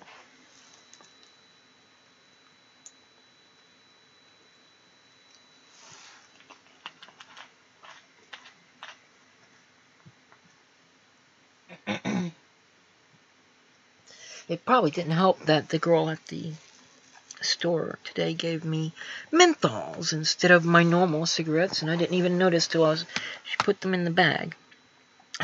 So I didn't notice till I was already out of the store, and I didn't want to go back in at that point. But yeah, menthols I don't normally smoke. Let's see.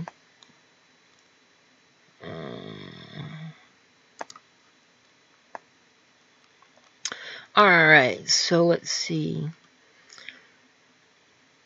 Yes, the gay marriage position was indefensible. The fact that she just found it so amusing that everyone booed her when she said that she didn't agree. Hillary, that is, for those who won't be able to see may not be able to see the chat. I know that there are people that watch YouTube now on smart televisions or something, and they don't get to see the sidebar chat for live streams during or after the stream, and they don't get to see the video descriptions and all kinds of interesting limitations. So, and apparently this is the case on consoles too. Apparently there are people watching YouTube through their consoles. The government, your news app, Poppet's news app, just said the government shutdown has started over the wall. Yeah, okay. Well, that's interesting, so we'll see what happens with that. Trump is not going to get his wall, I can pretty much guarantee you. Even if he does, it will just be money wasted because it's going to be taken down. Ryan says, I have more respect for the believe all women people if they actually believe all women. Yeah, you know, the thing is, as a woman, I would like to say trust but verify. Because I'm old enough to remember Tawana Brawley, which you guys, I know you're not, Ryan. I'm not entirely sure how old you are, Prophet, but I think you're probably a little young for that too. Tawana Brawley was a girl in the,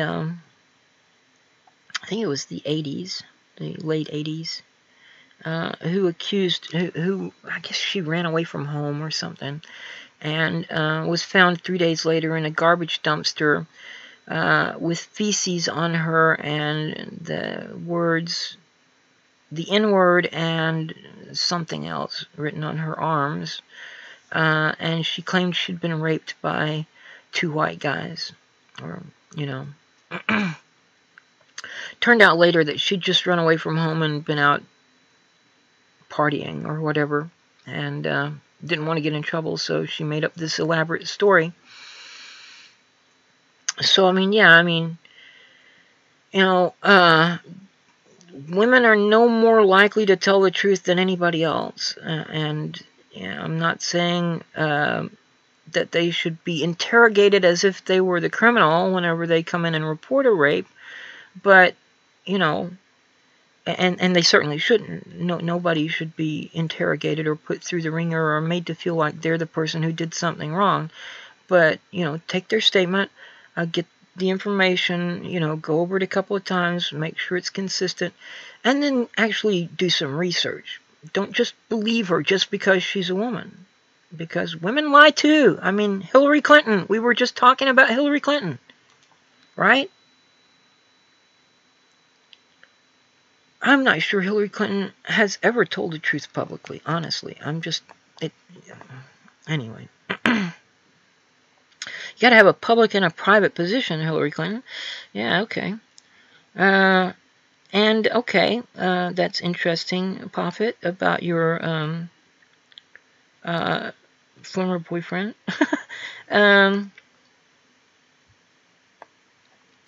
Cory Booker is a progressive opportunist. He has made some noises that sounded progressive, but no. See, something that you will understand because you understand Tony Blair and Gordon Brown and New Labor. The Democratic Party is still lost in that. They don't have their Jeremy Corbyn.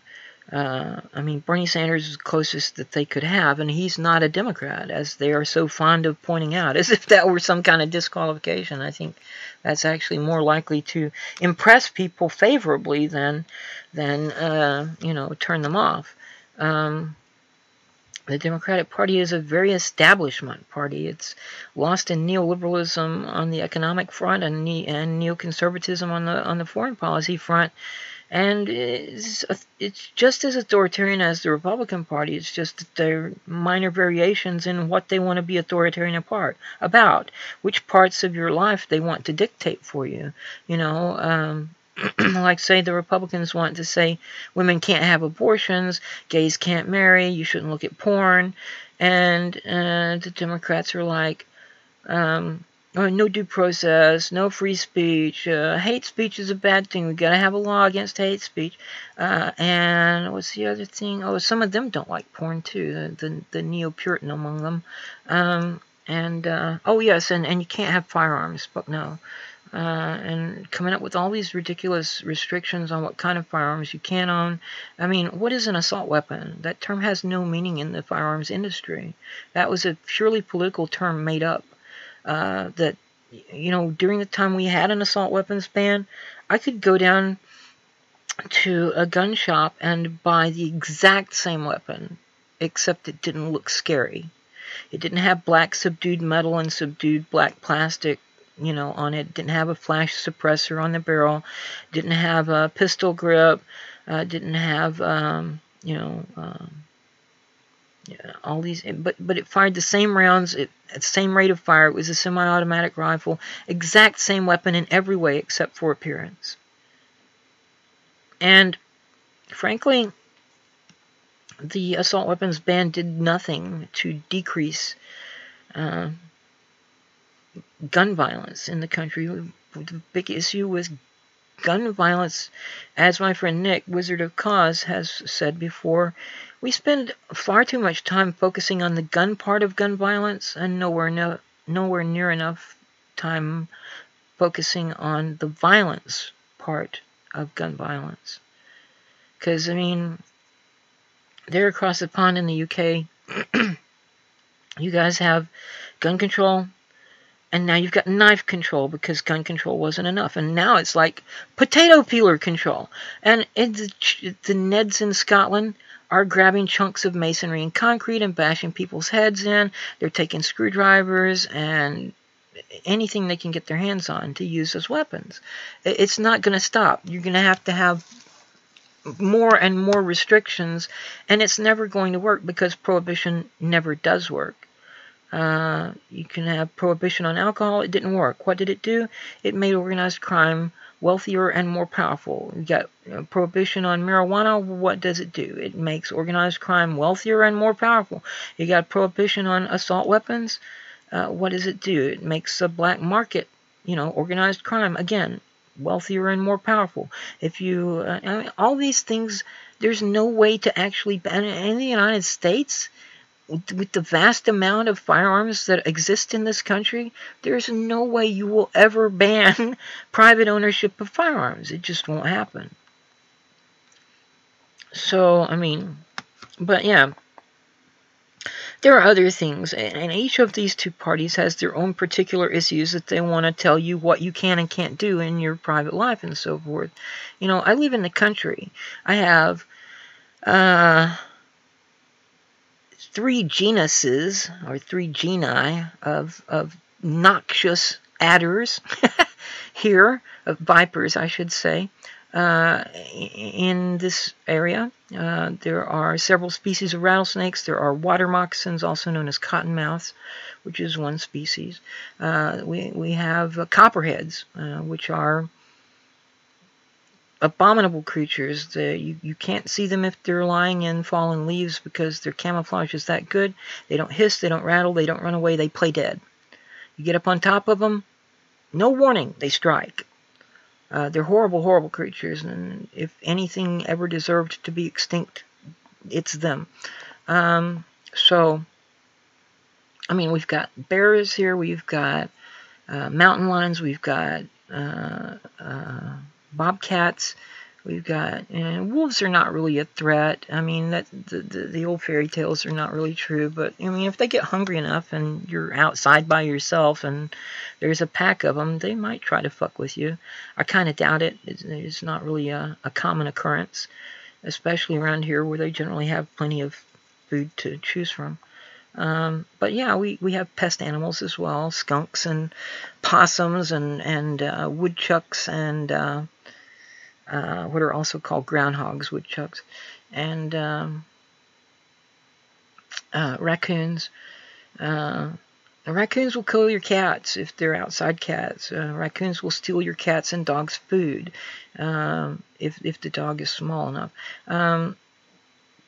You know, we've got all these creatures around here. We need firearms to defend ourselves. And you know, I've said it before, I live in a place here where about an hour over the mountains, you know, if I were in an automobile, maybe a little more than an hour, there's a federal penitentiary. And when they break out, and they do occasionally, they head in this direction because it's the direction of the state line. It's the closest state line they can get to from there. I'm a single woman living alone in the middle of nowhere. I need a firearm. I need a firearm, and I need, you know, something that is semi-automatic, so I don't have to, you know, pump it or pull the bolt back and shove it back in, or, you know, all that kind of stuff. Because, you know, I want to be able to take someone down if they come at me. And, you know, like I said, there are mountain lions here too, and mountain lions are interesting creatures, to say the least. Pretty scary. So, and LBJ was an extremely corrupt individual, and I don't want to go into any more detail, but I will point out that there was a book written during, I think it was the 1968 election cycle, before Lyndon Johnson pulled out of his re-election campaign, called A Texan Looks at Lyndon. Lyndon Johnson and his family in both Texas and Arkansas had a long history of not exactly law-abiding citizen behavior, shall we say. Let's see what else we got here. Oh, you're a little older than I thought you were, Poppet. I think I've seen a photo of you somewhere. Didn't you have a photo of yourself on your Twitter? You looked younger, if I'm thinking of the right account. I'm not sure. So, yeah. Nuclear testing on the dark side of the moon. Okay. Alright, I'm going to go on and, let's see.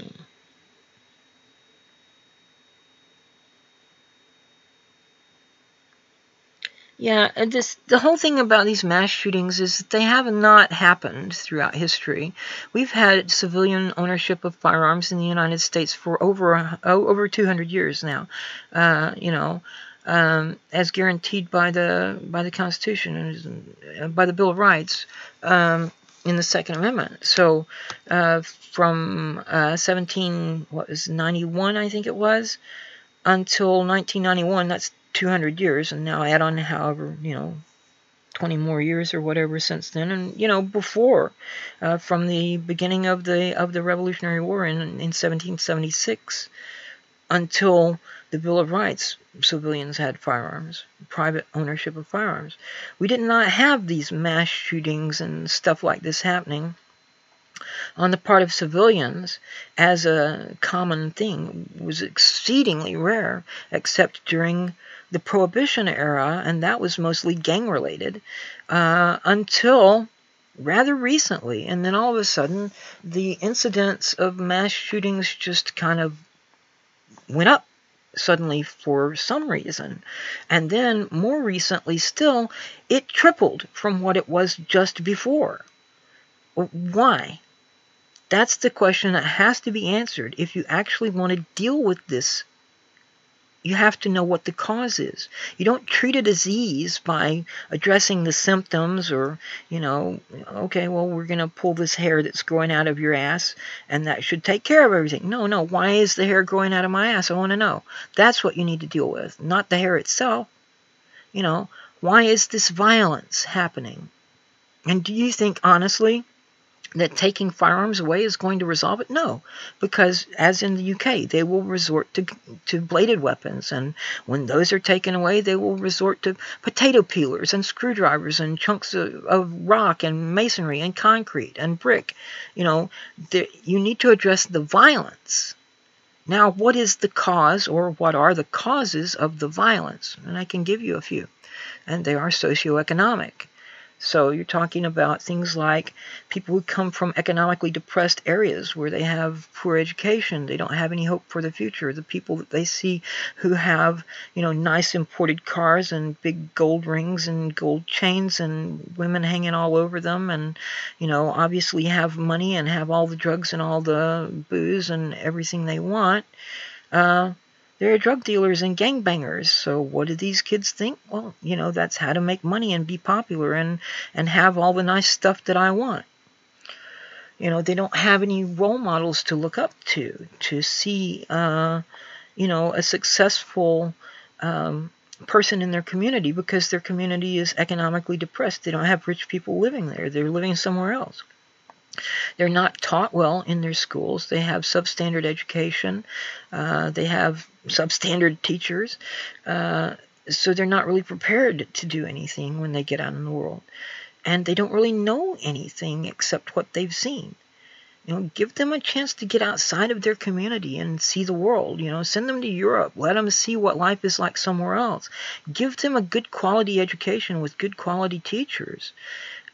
These are all important things to address. I mean, right now, I've said this many times in some of these streams and some of my videos.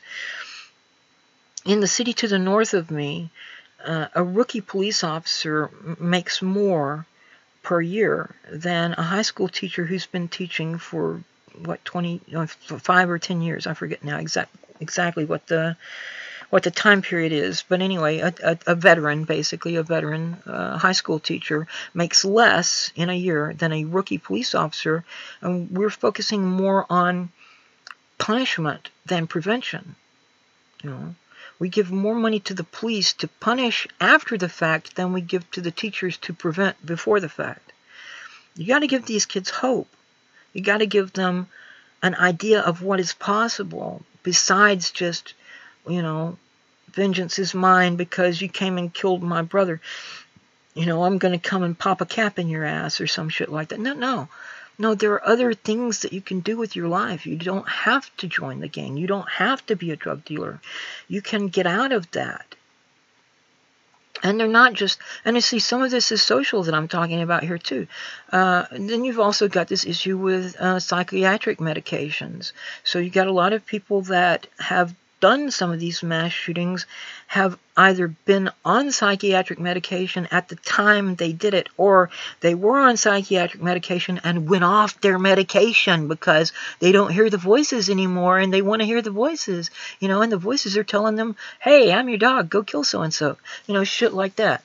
This is a real issue here. And one of the reasons that they go off their medication, guess what? Bing, bing, bing, bing, bing. No universal health care to cover the costs. Some of these pharmaceuticals are quite expensive. There are all kinds of things that have to be considered.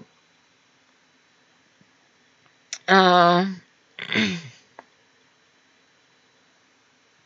if you really want to deal with the effect, you have to address the cause, or causes in this case. It doesn't matter what the exact type of weapon is or was. I mean, we have had automatic weapons in this country since the 1800s. You know, say, I think it was the first automatic weapon, besides the Gatling gun anyway, was from the 1880s. And from that point until 1936, it was perfectly legal for any American citizen to buy a brand new automatic weapon. Okay?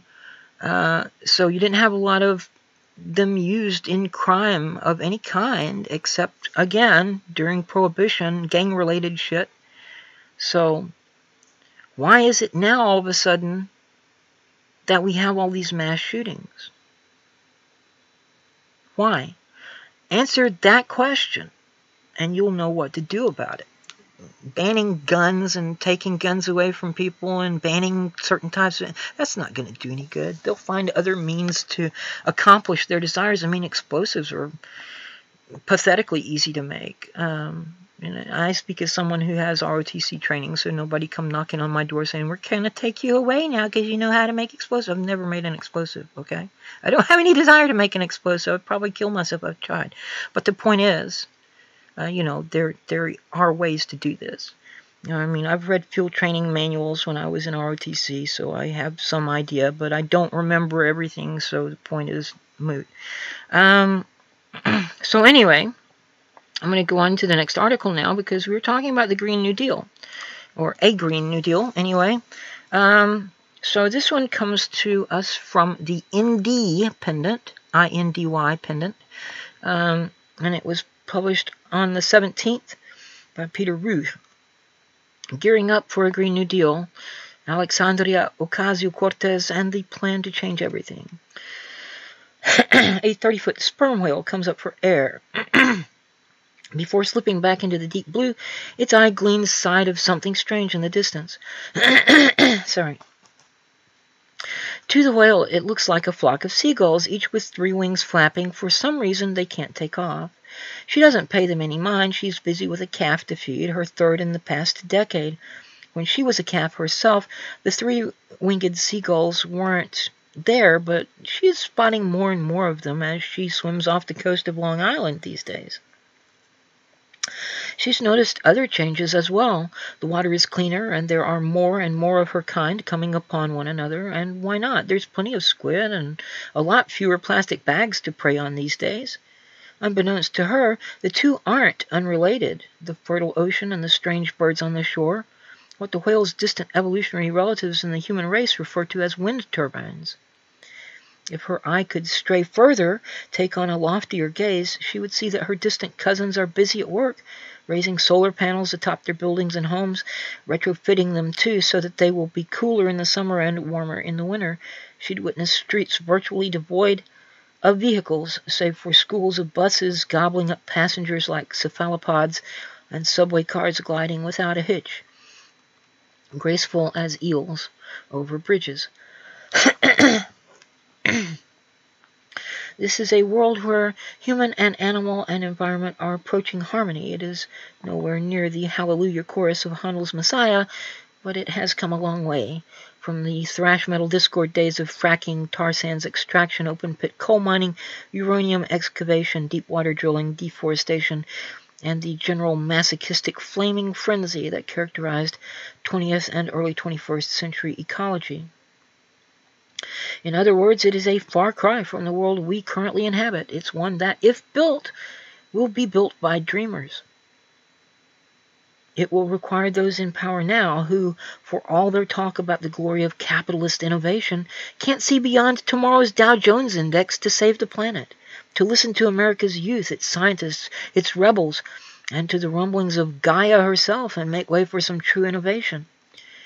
If this green future comes to pass, those of us fortunate enough to inhabit it may look back on the 13th of November 2018 as a turning point, as the day 200 young climate change activists occupied the soon-to-be Speaker of the House's office on Capitol Hill, many carrying orange placards that asked, "What is your plan?"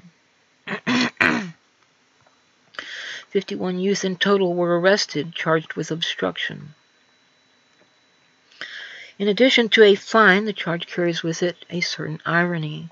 While they were there to disrupt business as usual in Nancy Pelosi's lair, the underlying purpose of their visit was to make a deal, a Green New Deal, and spur the kind of investment in combating and adapting to climate change that Pelosi and other leaders of the country's two main political parties have obstructed over the past 2 decades.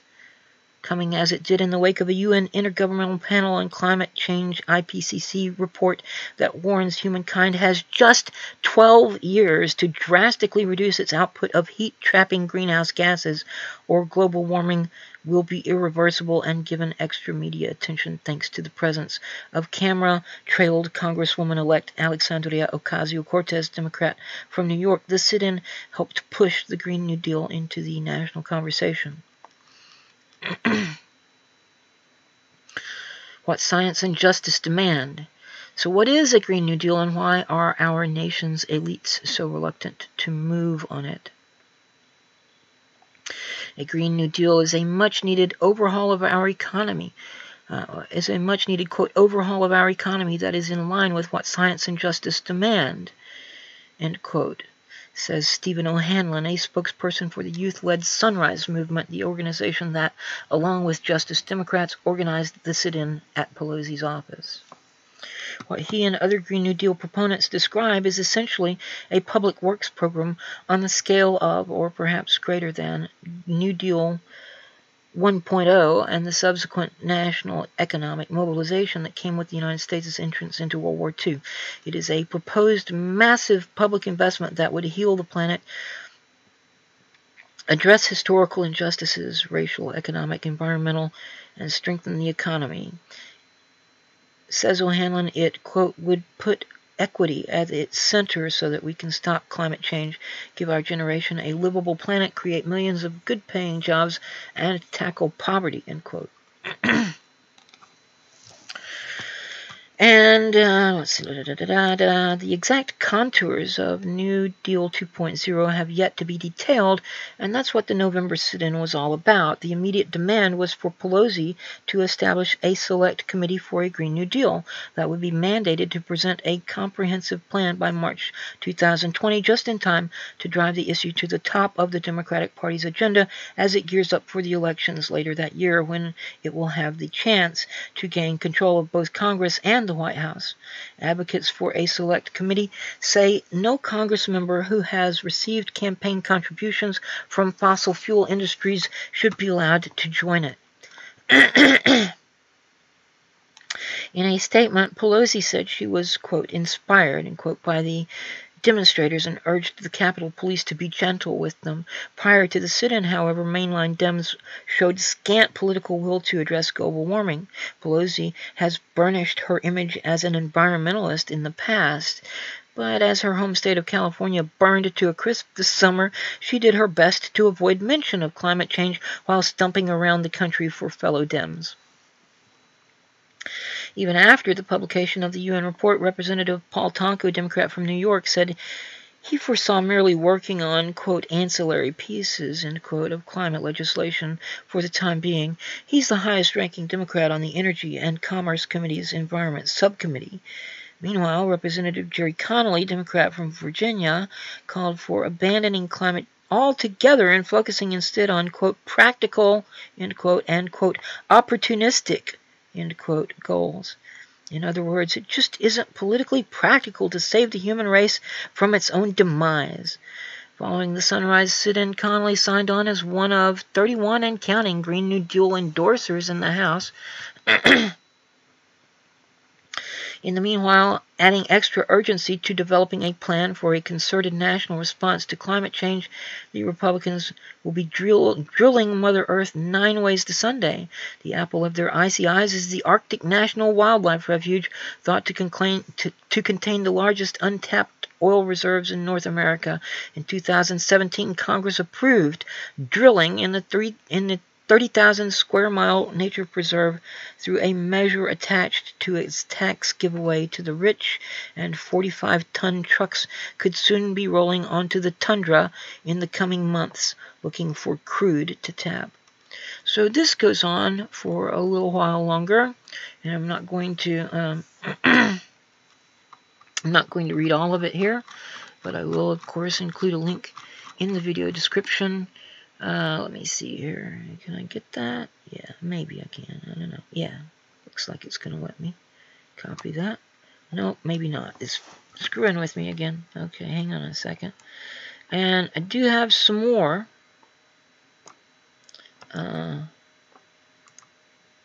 I do have some more about a Green New Deal to talk about. Oh, I've already got that there, so that's cool. That's cool. So, and then my next article then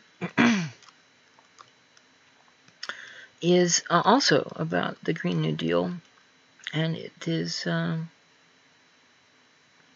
I'm not actually gonna read this one because I have some others which I think are more interesting. But this one comes from Huffington Post.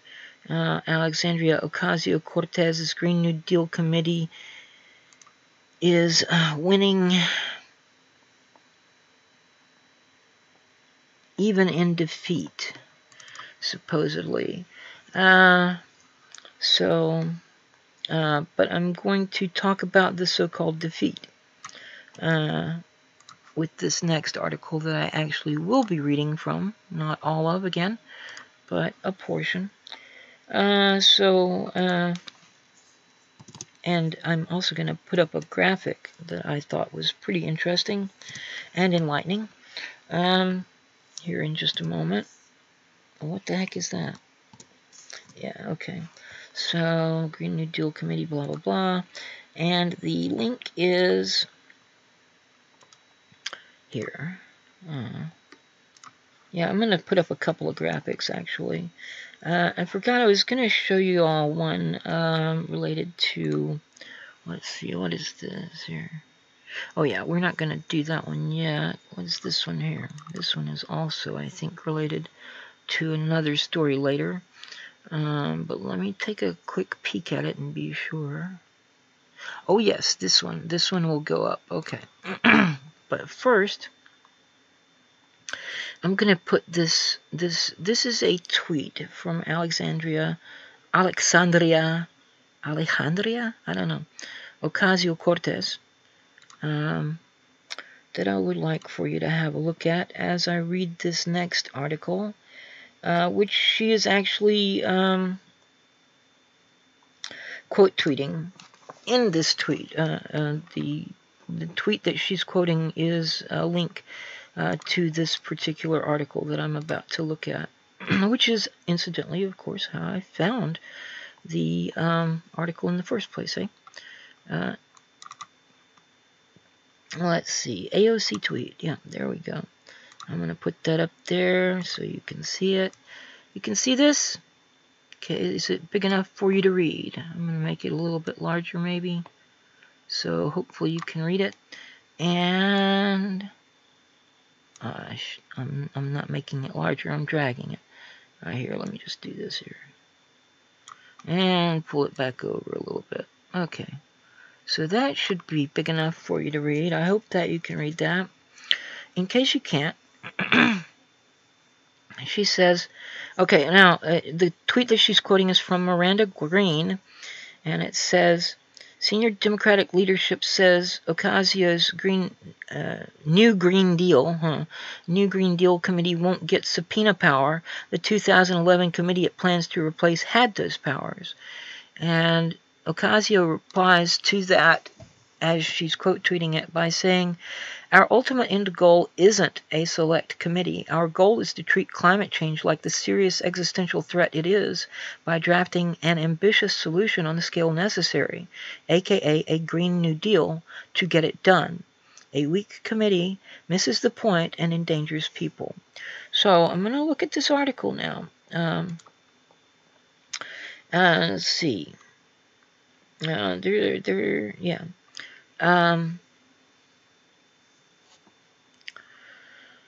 This one does come from HuffPo as well, but unlike the previous one, I'm actually going to read a little bit of this one. So,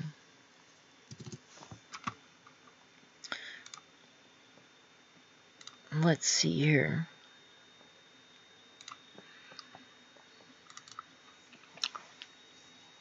This one is published on the 20th, so Thursday, by Alexander C. Kaufman. Democrats just killed Alexandria Ocasio-Cortez's push for a Green New Deal committee. Democratic leaders on Thursday tapped Representative Kathy Castor, a Democrat from Florida, to head a revived U.S. House panel on climate change, ending a dramatic month-long effort to establish a select committee on a Green New Deal. Let me just have a look-see here at what's going on.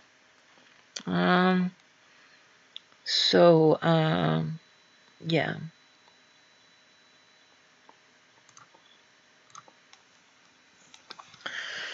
Castor's appointment came as a surprise to proponents of a Green New Deal. The move also kicked off a controversy as the six-term Congresswoman dismissed calls to bar members who accept money from fossil fuel companies from serving on the committee, arguing it would violate free speech rights.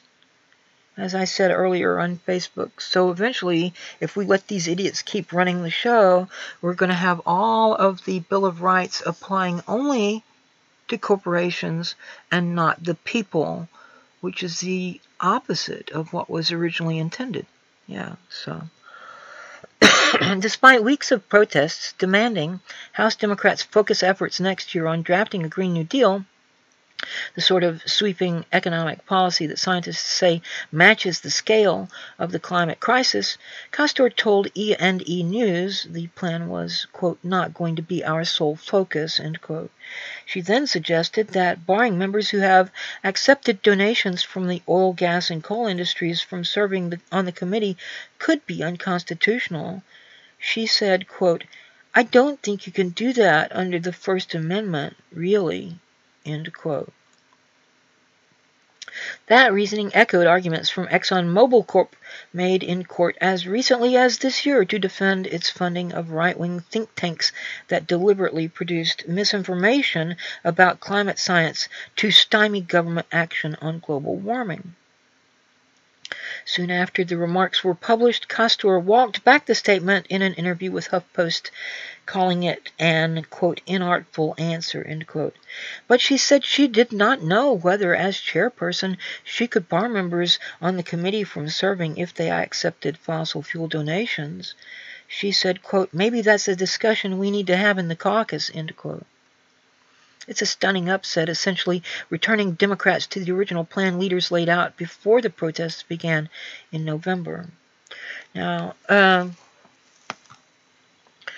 that's about all I'm gonna. I may read a little bit more of this before I move on to the next thing, but I would like to show you another graphic, which is also going to be a tweet. This one is from a fellow whom I mutually follow on Twitter, and who's a Facebook friend as well, Winkle the Bernie Bro. So Winkle put up this tweet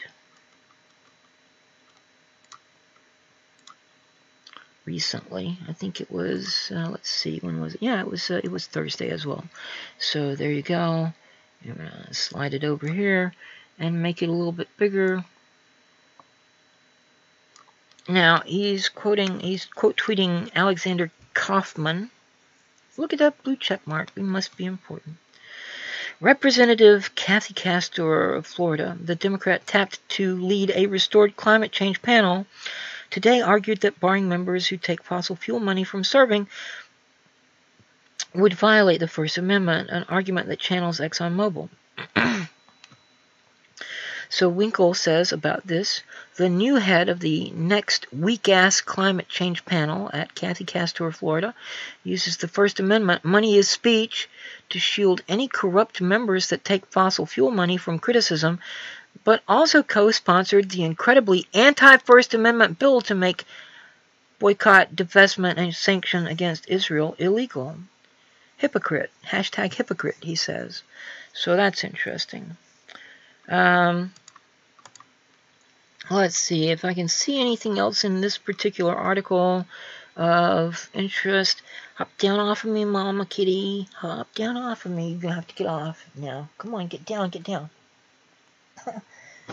Yeah, they're like kids sometimes, huh? I gotta have your attention. I gotta have your attention. I know you have food and I know you have water, so you can get my attention later. Ocasio-Cortez said Thursday in a tweet, quote, "We don't have time to sit on our hands as our planet burns. For young people, climate change is bigger than election or re-election. It's life or death," end quote. It's unclear whether Ocasio-Cortez will even get a seat on the select committee. Asked if she accepted money from fossil fuel companies, Castor said, quote, "I cannot think of a contribution from an oil company or fossil fuel company, but I cannot say without going back and with a fine-toothed comb that there wasn't something in the past," end quote. According to the nonpartisan Center for Responsive Politics, Castor accepted more than $73,000 from the energy and natural resources sector over her 12-year tenure in Congress, including $60,000 from corporate political action committees. The League of Conservation Voters gave Castor an 86% score last year on its ranking, which is based on her voting record. She had a 93% lifetime score. So anyway. So that's all I'm gonna, let's see. Let me see. Democrats just killed AOC's GND. I told you to get down and let me do what I'm doing, Mama Puss.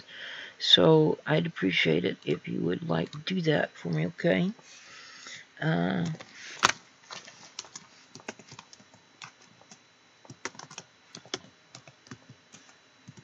Let me see here.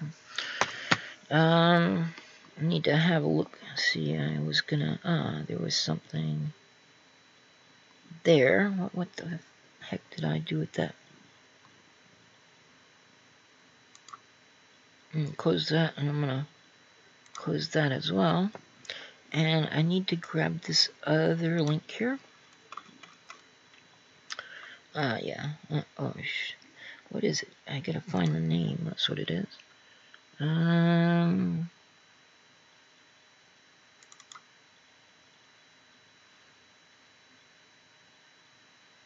Okay.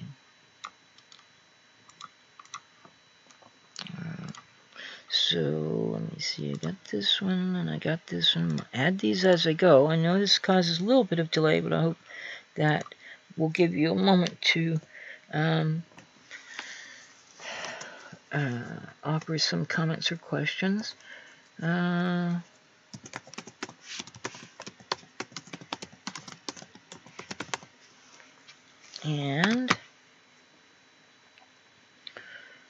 So there's that one, and let's see what else we got here.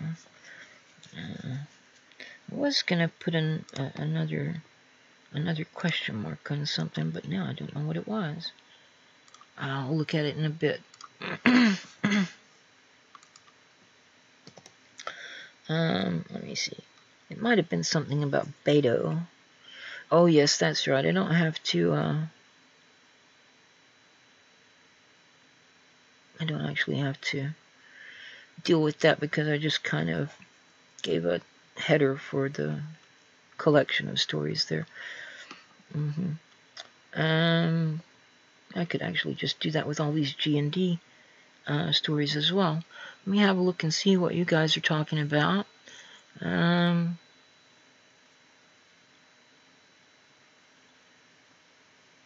Yeah, the longbow, those Welsh longbowmen, huh?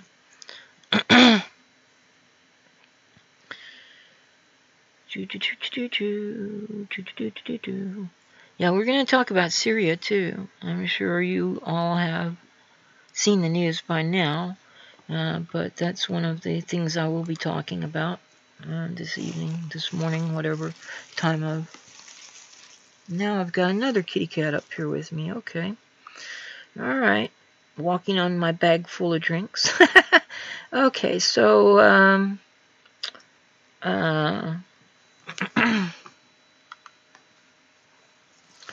so let me see about this one. I don't know if I actually even made a copy of this to read. Let me see. Oh, no, I did. Okay, so this next article comes from Crooked. And it's called Stop Losing, A Senator's Battle Plan for Beating the Right by Sheldon Whitehouse, published on the 19th of December. World War II gave us flamboyant American heroes like George Patton and Douglas MacArthur, but Winston Churchill's favorite American general was the quiet, wise, efficient George C. Marshall, whom he called the, quote, organizer of victory, end quote. Victory has traits. Victory must be organized. Organization requires strategy, preparation, tactics, training, and teamwork. Brave and able troops have been slaughtered throughout history in failures of organization. You know, I mean, they could read Sun Tzu and von Clausewitz and Machiavelli and, I mean, the 36 Strategies of Ancient China. These are all very interesting texts, by the way. I mean, even von Richthofen's book about aerial combat. You can learn a lot from people who've been there and have led other people in battle. Losing has traits too. As Democrats, we offer better and more popular. So this is him speaking and not me, because I'm not a Democrat. I'm not a Republican. Losing has traits too. As Democrats, we offer better and more popular policy positions, and we have flamboyant heroes. Yet so often we lose. Now we have won back a foothold on power, and the question is, what do we do with it? I'm sick of losing. I'm particularly sick of our loser traits. It's time we faced up to them. Our worst trait as Democrats is our willingness to lose once we're in a fight. What do I mean? We're the party that achieved great field position on three key issues: immigration, climate change, and dark money.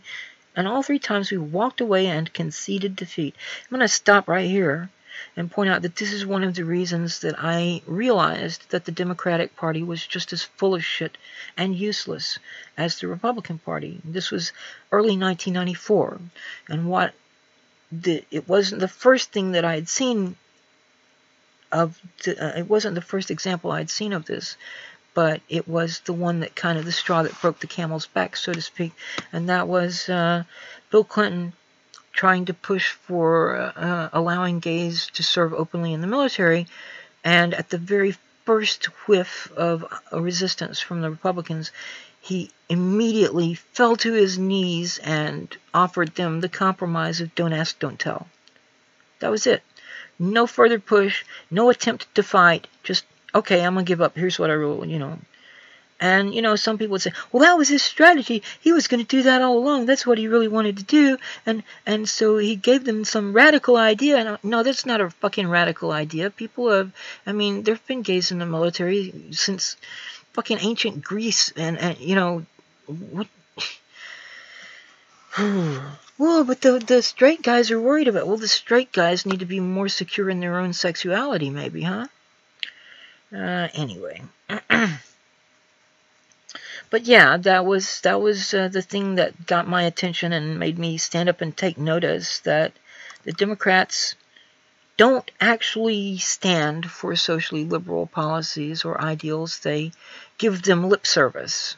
But what they're really interested in is what they call fiscal conservatism, which is far extreme right-wing economics in this case, since they are neoliberals just like Ronald Reagan, right?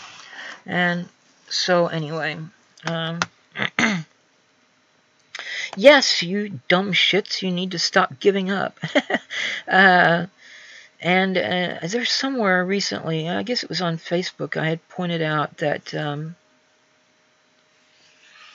when Democrats, they're putting on an act, basically. They are pretending to be for socially liberal ideals, and then they appear to compromise, or they claim to be compromising, but what they're actually doing is just caving completely. And I said that that's not compromise, it's capitulation, it's an unconditional surrender. And that's what we've seen time and time and time and time again. Every time the Democrats face a Republican majority, they cave. Sometimes even when they don't face a Republican majority. I mean, Barack Obama had a majority in both houses of Congress during his first 2 years as president. We could have had Medicare for all, national expanded and improved Medicare for all. We didn't even get a public option. Instead, we got a plan that was drawn up by the Heritage Foundation, a right-wing think tank, that was first implemented as Romneycare, Mitt Romney's health care plan when he was the governor of, Massachusetts, right? This was a right-wing health care plan. There's nothing, and the Republicans have shit themselves over it ever since, because that's socialized medicine is what that is. No, it's nothing like socialism at all. It's a tremendous gift to the private for-profit insurance industry. It requires individual citizens to buy into the program with private insurers. There is no public option. That is, there's no government version of insurance that they can buy into. They have to buy into a plan with a private for-profit insurance company. That's what the individual mandate that people talk about is. It's a mandate for an individual to buy into one of these fucking programs, so that, you know, the insurance companies can take their money and then refuse to cover what they need covered, because, oh, we can't cover that because your doctor didn't send in the right form, or they filed the wrong claim, or we just don't cover that. It's a, you know, it's just something we think it's a cosmetic procedure, or, you know, some shit like that. So that's what you're getting, America. You're fucking yourselves, and you think you're saving money, but you're spending over $10 million more dollars. 10 billion, I think it is, $10 billion more dollars a year on health insurance. So, I mean, a lot of people are saying, well, this would take away our right, freedom to choose what kind of health care we want. No, what it takes away from anyone is the right for healthcare insurance companies to fuck you up the ass without using any lube. To be very graphic about it, because that's exactly what you're getting, you stupid shits. Good gods, what is wrong with people? Well, we want our cover. Well, the government don't do nothing right. The government isn't going to be running this, okay? The government is going to be funding it. That's it. Regional boards of governors, which will be made up of medical professionals, will be running it. They'll be the ones making the decisions. Well, that'll just be a death panel. Well, what do you think you got now with your private insurance companies, dumbass? It's your private for-profit insurance companies that are sitting on a death panel deciding whether you live or die, because they don't want to pay any money out and lose their profit. That's why they're called private for-profit insurance companies. I mean, what does it take to get this through anybody's skull? Well, we trust the corporations and not the government. Why? Why? Why do you trust someone who profits if you fucking don't get covered for your healthcare needs? Whereas you don't trust the government, who doesn't even need your fucking money.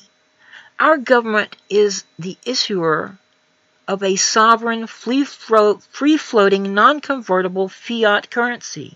It cannot become insolvent in its own currency, because it's a sovereign, free-floating, non-convertible fiat currency. Guess what? This is how you pay for a Green New Deal too, dumbasses. It's not taxes. It's not your tax dollars at work. No. No, no, no. The government funds the program. Medical, healthcare professionals make the decisions. Haven't you guys argued for a long time that, you know, your healthcare should be between you and your physician?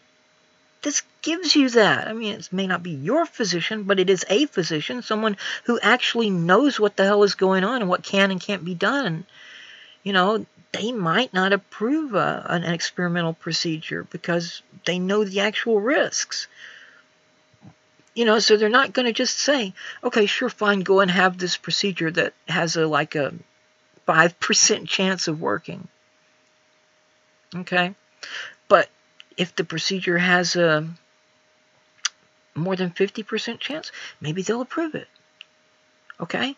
It's not like the government saying, well, we're pencil-pushing bureaucrats who are going to sit here and, be like the DMV to you because we've got power and we can do that. And it's not going to be like the private for-profit insurance companies, which will be saying, we're not going to cover that because that would cost too much money, and we're in the business to, we're in business to make money for our executives and our, shareholders. That's what the private for-profit insurance company is for. Its purpose is not your health care. Its purpose is profit. Duh, duh, and triple duh. Anyway. So this guy goes on. Sheldon. What's Sheldon Whitehouse? Is that it? Yeah. So he goes on. He's talking about walking away from fights. He gives some examples, blah, blah, blah. He points out that the immigration thing, they had bipartisan comprehensive immigration reform passed in the Senate. It was August of 2014. An election was looming. The House Speaker was a Republican. But we had the White House and the Senate, and the Senate had done its job, a bipartisan immigration bill. Immigration was a terrible issue for House Republicans because it divided their caucus bitterly. The Speaker's expedient refused to even bring the issue up in the House. No hearings, no amendments, no votes. The Constitution gives the President the authority to, quote, convene both houses or either of them into special session, end quote. The Democratic President could have called the House into session, even repeatedly, disrupting the August recess, pressuring the Republicans, driving the news cycle, and spotlighting the popular bipartisan Senate immigration reform. Would we have won had we fought? We will never know because we did nothing. Fox News drove the election news cycle to Ebola, ISIS, and the Central American children fleeing to the United States, and Democrats took an epic November beating. That session of Congress ended, and the bipartisan Senate immigration bill expired, never to be resurrected.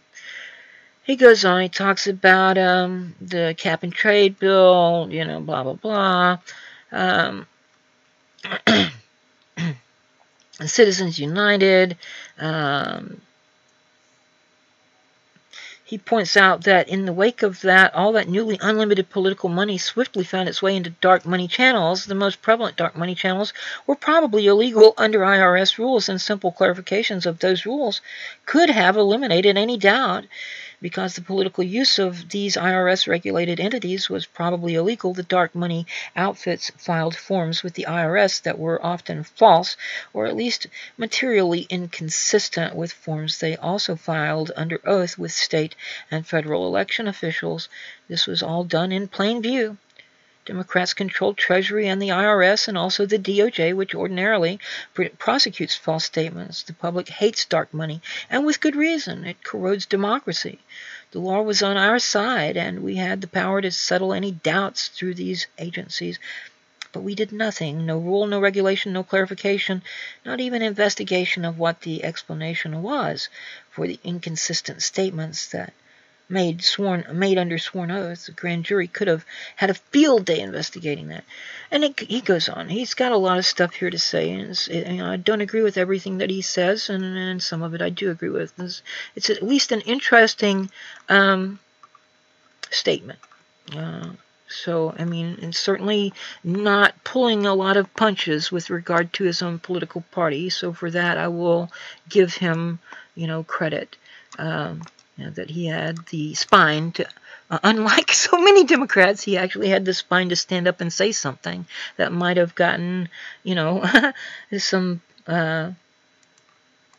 enemies, or at least a little pushback, and not to the Republicans, but to his own party. He actually stood up and said, "Hey, stop this shit, man."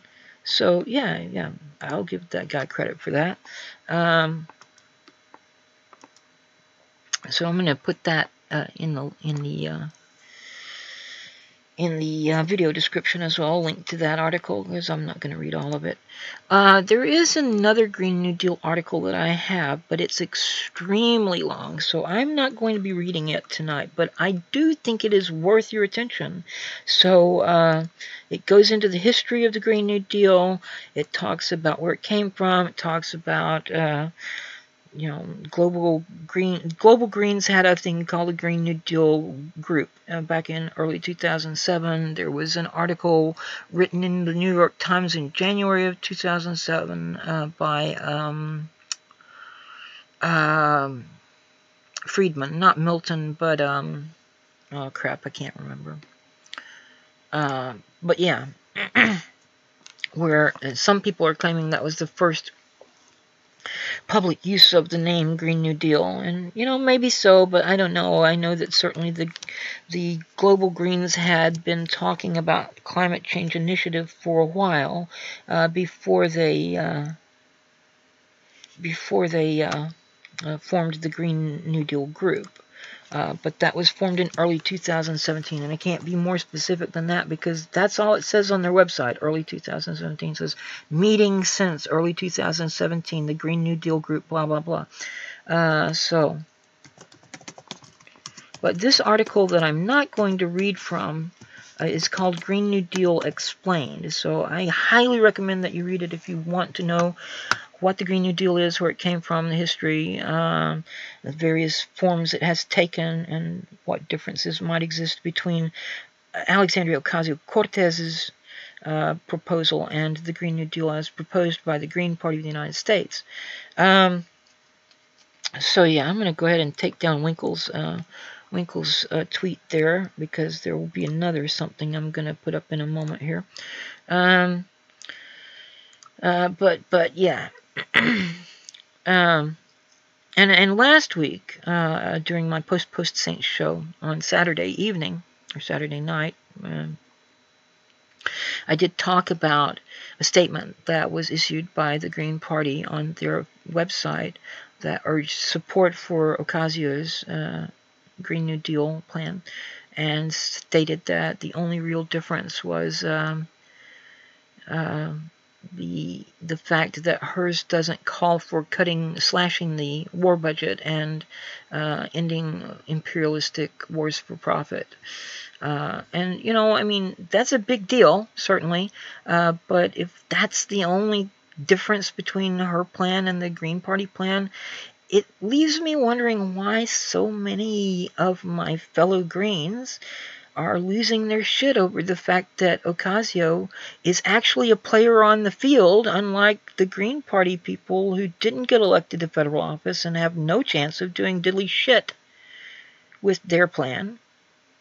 She's on the field as a player in the game, and she's got the ball, and she's headed toward the end zone, and you're all going, boo, boo, she's a fake, she's a shill, she's a charlatan, she stole our idea, and she's running with it. Yeah, but she's running to the end zone, dumbass. Do you see that? Stand behind her, give her some support, help. Don't be an obstructionist, sectarian asshole because our party isn't getting credit. Well, boo fucking who? Cry me a goddamn river. Jesus. Seriously. What the fuck? I mean. Alright, so I'm going to get off of the politics for a moment and do a little bit of a lighthearted story. So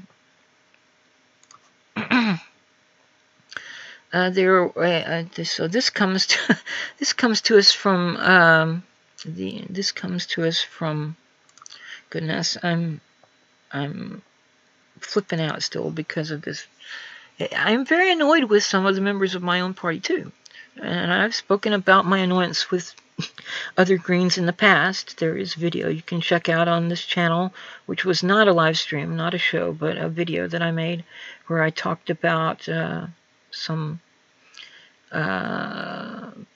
perspectives in the Green Party that I find short-sighted and counterproductive. The video is called More Equal? ? So if you want to see me take on my own party a little bit, and it's not the entire party. It's, as far as I know, it's only in one state, Green Party chapter. So but there have been some talking about spreading it to another state, and I'm like, oh my God, no, you know.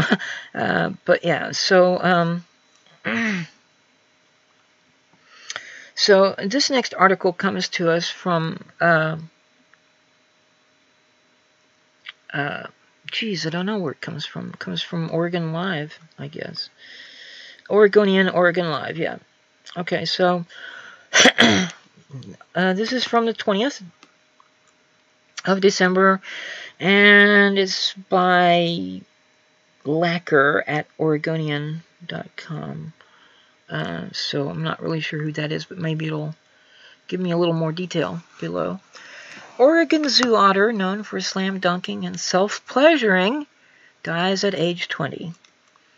And there's a photograph of the little guy, and it says, Eddie, a 20-year-old southern sea otter in Stellar Cove at the Oregon Zoo.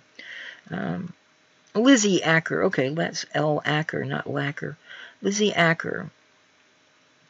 Sorry. So if you visited the Oregon Zoo in the last 18 years, you probably saw Eddie, the sea otter. Eddie, rescued as a pup from the California coast in 1998, lived at the zoo from 2000 until he was euthanized Thursday morning. The press from the Oregon Zoo read, quote, at nearly 21, Eddie was considered one of the oldest and most talented sea otters on the planet, end quote. Amy Cutting, who oversees the zoo's marine life area, said in the release, quote, male sea otters seldom live past 15 years, so Eddie was among the very oldest of his kind, end quote. In 2012, Eddie's keepers taught the aging otter to dunk a toy basketball as therapy for his arthritic elbow joints. His skills at the hoop made him an internet sensation. There's a video. You should go and check it out. But as visitors to the zoo might remember, Eddie had other interesting skills. He could sometimes be observed creatively pleasuring himself, proving the animal kingdom is full of unique learning experiences. While the zoo has other otters, an Oregon Zoo spokesperson confirmed Thursday, quote, yes, that was Eddie who displayed so much confidence in front of zoo guests, end quote. Many Oregon Zoo guests will remember Eddie for his many fascinating talents. While the zoo still has 2 sea otters, Lincoln and Juno, the otter tank won't be the same without Eddie. So, interesting. And somewhat amusing. A little lighthearted break in the rants about politics and economics and so forth.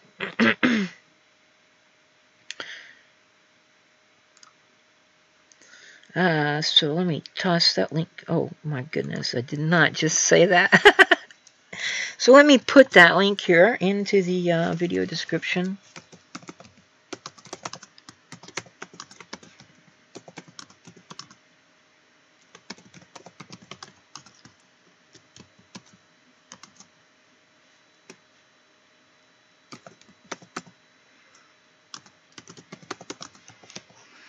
And y'all can go and check out the video and see Eddie shooting hoops and hopefully not creatively self-pleasuring. But anyway, let's see. No, I really did not mean to say that. But yeah, okay. So, now, the next 2 articles both come from CNN. I'm not going to read them because I think we all know by this point in time. The first one, Trump says U.S. will withdraw from Syria, quote, very soon, end quote. Said on Thursday that the U.S. would, quote, be coming out of Syria like very soon, end quote, just hours after the Pentagon highlighted the need for U.S. troops, blah, blah, blah, blah, blah. And the second one is U.S. military ordered to begin planning to withdraw about half the troops in Afghanistan. So they'll be taking from 14,000 down to 17,000. I'm just going to put the links to these 2 into the video description, and I'm going to show you another graphic, which is somewhat interesting, because the real story here, I mean, it's certainly great, in my opinion, that the troops will be leaving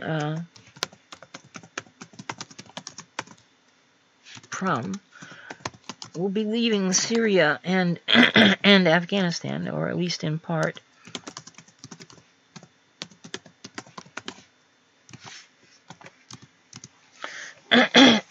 But what I think is perhaps more interesting and very telling is the response that has, or I should say reaction, because I don't think there's much reasoned in this. You know, a response is something you actually think about and use your reason to come up with, whereas a reaction is some kind of emotional recoiling from something. And so let me just stick this graphic up here, because yeah, I think it's quite an interesting image.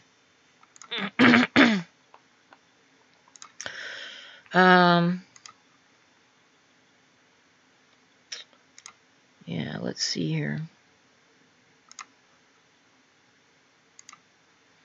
These are two headlines by the same reporter from the Washington Times. I'm sorry, from the Washington Post, WAPO, as I call it, because it's full of poo.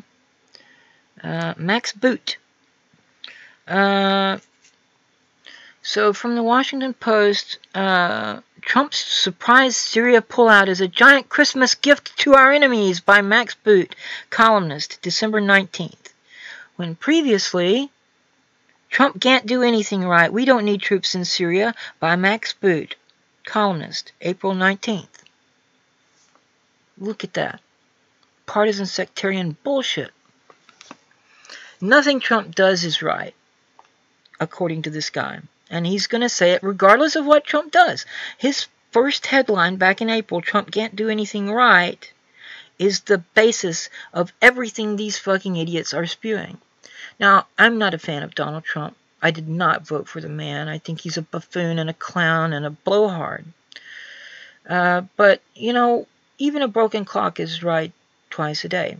So I think he did good in nixing the TPP deal. I think he has shown considerable restraint in terms of foreign policy. I mean, yeah, he blusters a lot and blows hot air and you know, talks shit to Kim of North Korea, and you know, swaggers around like a miles gloriosos. But now we've got let's pull out of Syria, and let's pull half of our troops out of Afghanistan. And we have liberals, right? Liberals who are upset because why? Why exactly were we in Syria in the first place? Anybody know? I'll give you a hint. Center for a New American Security. Go read the paper they published back during the primary season of 2016. It's available at the Internet Archive. I made sure of that because these neoconservative think tanks eventually go poof and their published papers disappear. So I made sure that the Internet Archive Wayback Machine archived their paper. And the CNAS, or Center for a New American Security, is the successor of the Project for the New American Century, or PNAC, which did a similar paper back in September of 2000, a year before the events of the 11th of September 2001, in which they talked about building a pipeline going from Iraq through Afghanistan to the Indian Ocean in order to bypass OPEC. Now, how are we supposed to build a pipeline in Iraq and Afghanistan when those countries are not exactly on the best of terms with the United States. So, Syria and Iran were things that the more recent paper published by the CNAS talked about, which might explain why Hillary Clinton was so eagerly waving her penis at Russia and Syria and talking about how important it was to defeat Bashar al-Assad to protect Israel. Well, it's not about Israel, people. It's about the non-Russian pipelines. This is an actual quote from the paper by the CNAS, quote, non-Russian pipelines, end quote, in the region, that is, in Iraq and Syria. And the pipelines they're talking about in this case, unlike the pipelines the PNAC was talking about back in 2000, which were petroleum, the ones they were talking about in 2016, the CNAS, were natural gas pipelines. So, yeah, that's. But yes, so I mean, we've seen a constant war hawking and Russia this, Trump did this because he's Putin's buddy and all this kind of crap. He's doing this because Putin wants him to. Bullshit, bullshit, bullshit. Dry up and blow away if you can't make any sense. Okay? I mean, seriously. Trump may be a buffoon, and he is. And he may be a blowhard, and he is. But once in a while he actually does something right. Give the dude some credit when he does it right. I mean, look at this. From April to December,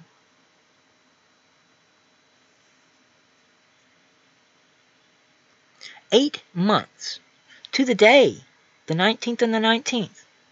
8 months. Did this guy change his opinion? No. Trump changed something, so this guy had to change what he says publicly. Because that's what he's paid to do. Anyway. So there's that. Let's see.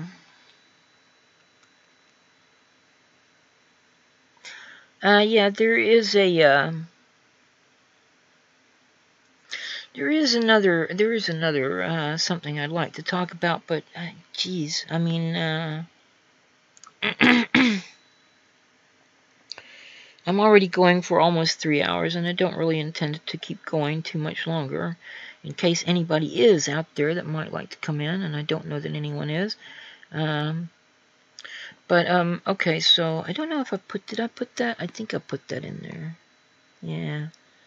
There are actually a couple more stories that I would like to talk about, but I may not get a chance to do that tonight anyway. I may save them for another show sometime, like next week or whatever. Well, I will go ahead and talk about the this report that was put out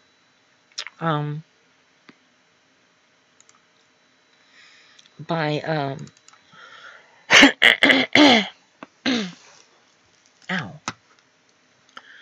this report was put out by Reporters Without Borders for Freedom of Information. Worldwide roundup of journalists killed, detained, held hostage, or missing in 2018. And for the first time, the United States is in the top 3 countries, most dangerous, deadliest countries for reporters in the world. Okay. And that means 6 reporters died in the United States. Okay. When you actually look at what happened to these reporters, 2 of the 6 were killed by a falling tree while they were covering a hurricane. Okay. The other 4 were killed in the shooting that happened in goodness, it's been so long ago now that I've forgotten. And I just read this yesterday or this morning, anyway. So you got 2 journalists who were killed by a falling tree.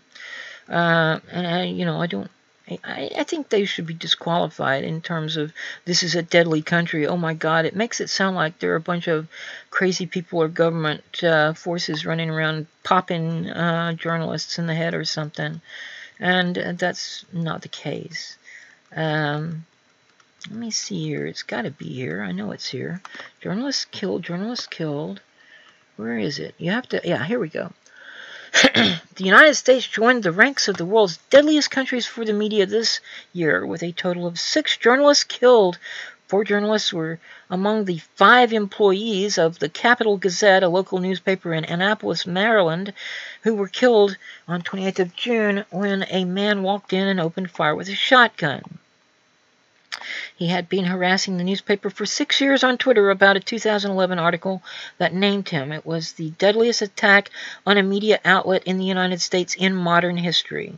2 other journalists, a local TV anchor and cameraman, were killed by a falling tree while covering subtropical storm Alberto's extreme weather in North Carolina in May. I mean, I don't want to make light of those 2 guys dying, but to classify the United States as one of the deadliest countries, because 2 guys got killed by a fucking falling tree, is kind of crazy, I think. I'd call it sensationalistic, in fact. Yellow journalism or something. I don't know. What the hell is this? My goodness.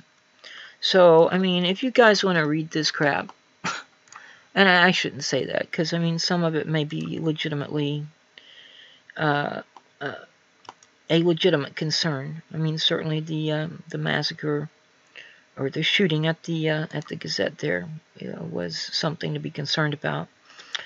But yeah, I'm going to give you a link to that as well.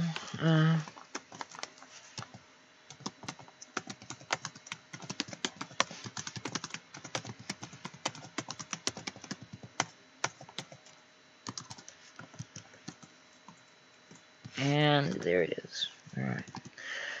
So let me see here.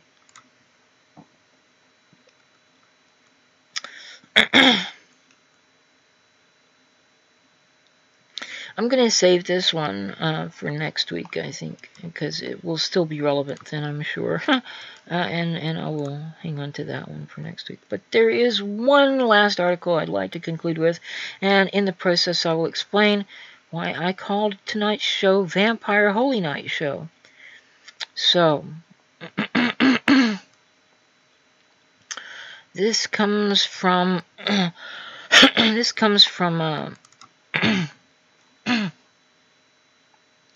New York Post.